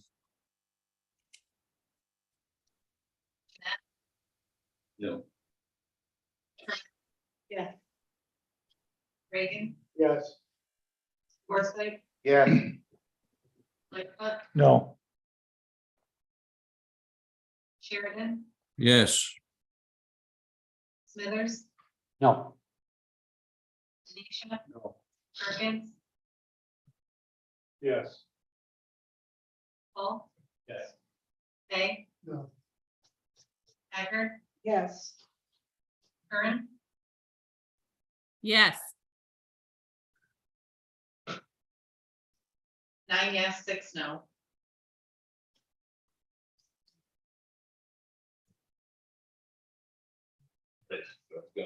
now we will. Excuse me. Can we have a rereading of what it is we're going to be voting on now?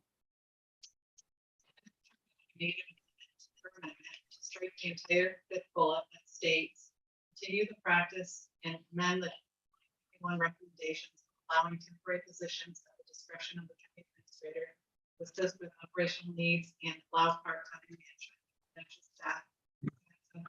Benefit. Alright.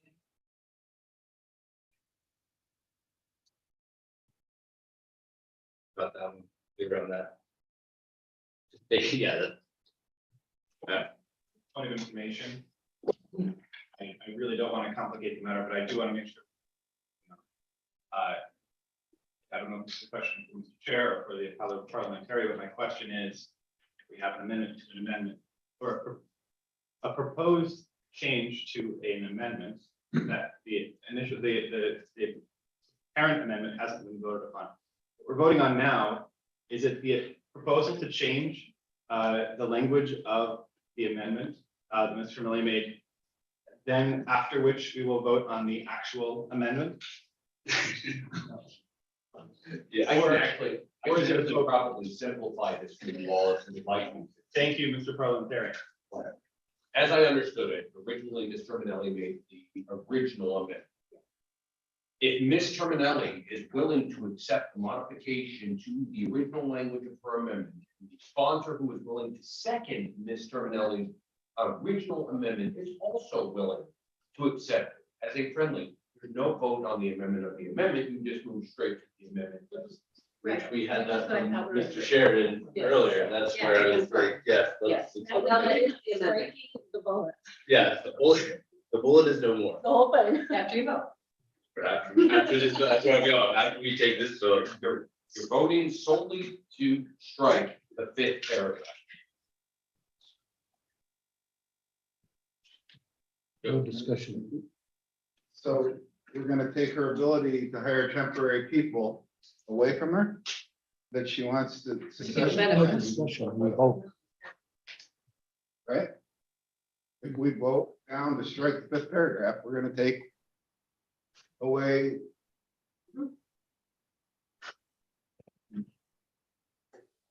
I like the First Amendment, but.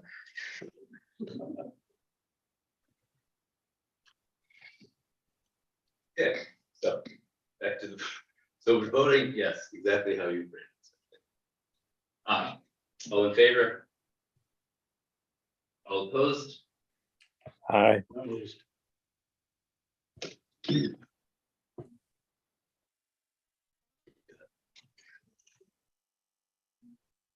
So all in favor, we got nobody, so all opposed. Mr. Burke, Mr. Leach.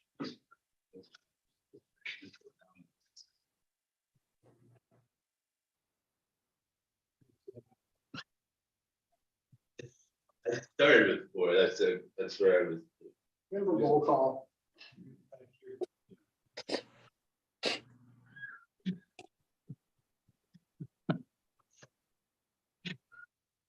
Stand by.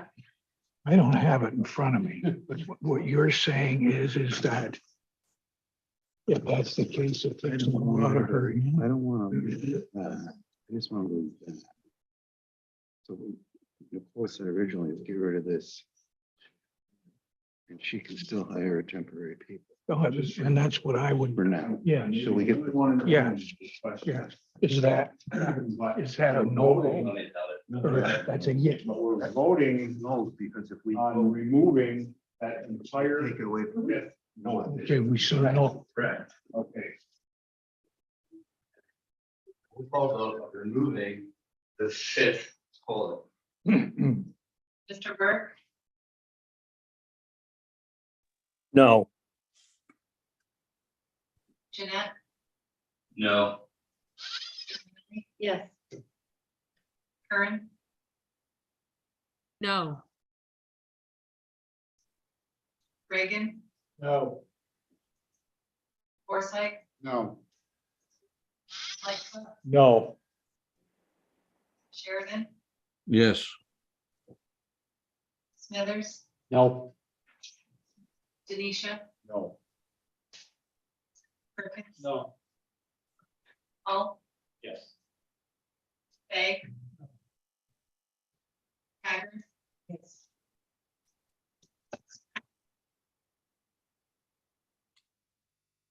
Rita.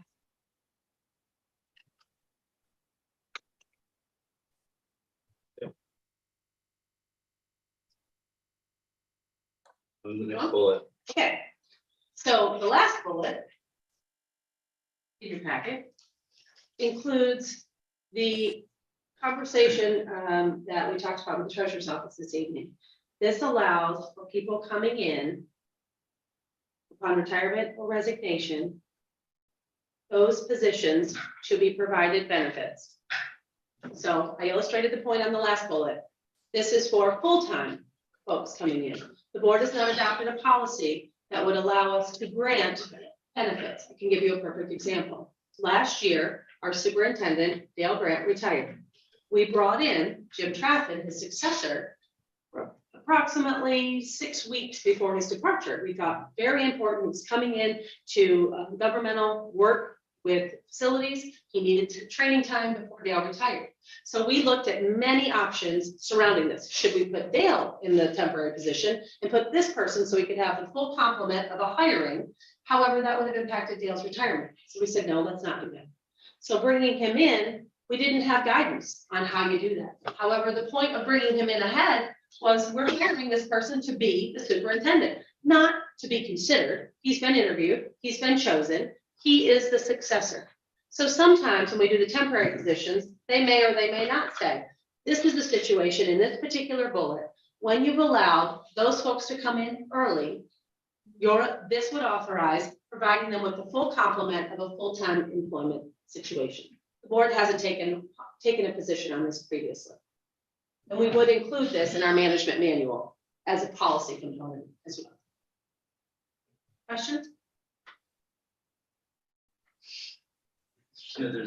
So this ability allows for additional training benefit of those currently there for the new person coming in, correct? It is. I think it makes perfect sense. When we brought, another fact, we brought Dale Grant on to replace Mike. We did that. When we brought him on to replace, because it's not a temporary position, it's a full-time. Yeah. That's what they're being hired for. Yes. I think it makes perfect sense. Thank you, Mr. Chairman. I'm in agreement with it. My issue is on the whole resolution. I think it should have come in as 2 or 3 resolutions. I think there was too many in this, causing confusion. Maybe have a couple of the bullets that are complementary to each other to be as a resolution, just to simplify the process. I think it just got way too complicated. Thank you. And I agree also. I think that that's the smart, forward-looking thing to do, is to bring somebody on board that you know you're going to hire and provide that to them. Absolutely. Straw.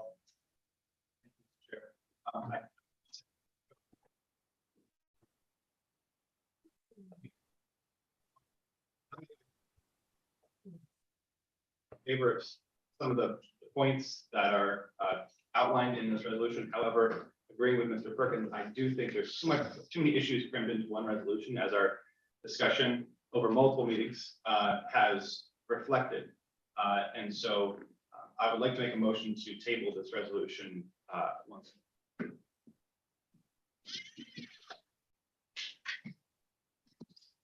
Okay, motion to, I'll second I was gonna say, I'll throw that out there, so just for like, thank you for the second, Date? Yeah. which time we need to gather. We- Well, what I was getting, what I've gathered, right, looking at all the data, how much these costs are, what it is to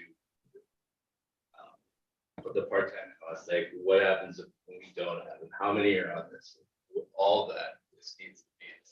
Point of information, the length of time it's tabled, if the parliamentarian could comment on that, how is that defined? Is that part of the motion, or is that? It is normally the postponed use.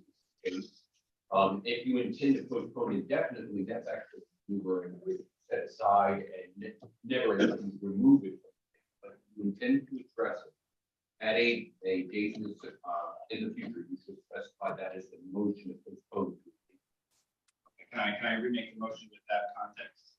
Like make the motion to postpone this to no further than the next finance. That's right.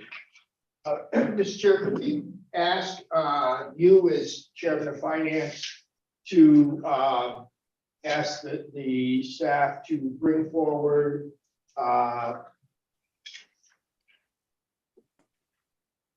six resolutions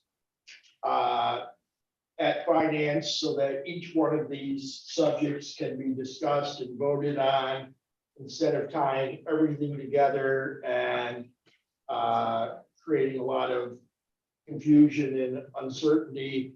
I think that, there's a lot of concern by some of the members that they don't care for some things. So let's approve the things we want to approve and disapprove those we don't. Point of order, we have a motion to table, there's no discussion, we have to vote on that. Right. Motion is table for the next finance meeting. Yes. Aye. Aye. All opposed? No. Who's- No.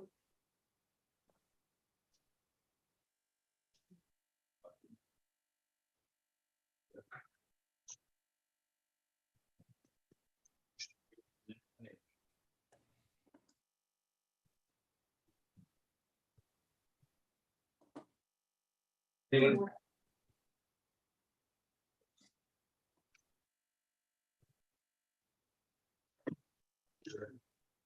So I think to mention to you in my at the moment, there was a transfer for $470 for emergency services associated with mileage reimbursement for the 2022 budget.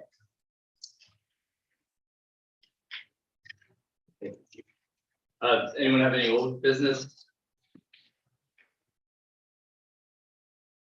Old business, anyone have new business, Ms. Reagan? Mr. Chair, this is in follow-up of a resolution that we passed several months ago.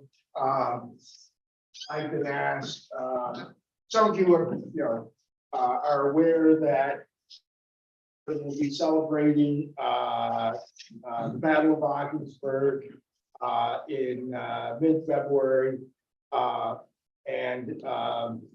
But there's a concern on the part of many of the reenactors that because of the laws passed by the governor and the state legislature that what they'll be doing is illegal. However, the governor and others have said that that was never the intent of any of the supporters of that law. This board has rightly asked the governor and the state legislature to amend the law and strike these objectionable articles from New York State's laws. I would like I would like the board's indulgence so that at next week's full board meeting to bring before the board a resolution in support of the annual Battle of Ogdensburg and encouraging the people who participate in the annual reenactment to come to Ogdensburg, reenact the event and urge our state authorities to honor their words and encourage those from especially those from out of the state who are fearful of that something is going to happen to them. I don't believe anyone in law enforcement has any interest in interfering with reenactments. I do know that there have been reenactments that have occurred in the state and no one bothered them. I don't believe anything's going to happen this year. But in order to encourage the participation, a resolution of that sort would go a long way to encouraging people to continue their hobby and continue celebrating our heritage. So I just want to let the board know that that's what I would like to do. I have new business. Well, I bet I just hand up then too, so. But. Ms. Hyde, I'm sorry, Mr. Chair, is that older? this is still old business. I'm new. Okay, is there any more old business? Perkins? Just to jump on Mr. Reagan's, maybe we ought to become a Second Amendment sanctuary county. Do that the following meeting. Any new business? Mr. Forsythe. I'm gonna speak up. The 9 million gallons of water, sewage water mixed with storm water that leaked into the St. Lawrence River in the city of Ogden, the Black River in the city of Watertown, and probably every municipality along that waterway is unacceptable. Here we did a resolution to support our waterways with the septic system, which I thought was incredible. I thought it was great. And in the meantime, the water separation isn't separated. So it all funnels into the same thing and leaks 9 million gallons. And it's not the city's fault, but the state or somebody's got to jump in and do something about that. That's just unacceptable. Here we're trying to promote the most cleanly water way, best bass fishing, and we dump sewage into it in the amount of 9 million gallons from one site. So if it was one site, I'm sure it's a hell of a lot more from all the others. And I remember Montreal did it a few years back, and they updated their system. And it's just a shame. That's an absolute shame. I'm speaking up. So. Yes, thank you, Mr. Chair. I just wanted to make a statement. In regard to the terrible traffic accident that occurred this week on Route 37, just wanted to share our thanks for the first responders, emergency people who responded to that scene, and also share our thoughts and prayers with the families of those who were deceased, and just make that known and just really share our appreciation for the incredible countywide and beyond response to that accident, providing the care for those people who were injured. Ms. Hager. Thank you, Mr. Chair. Next week at the full board meeting, I wanted to make you aware that along with my co-sponsors, legislators Reagan and Terminelli, we will be bringing forward a resolution to designate February 2023 Black History Month in St. Lawrence County, and I hope everyone will support this resolution. Thank you. Any new business online?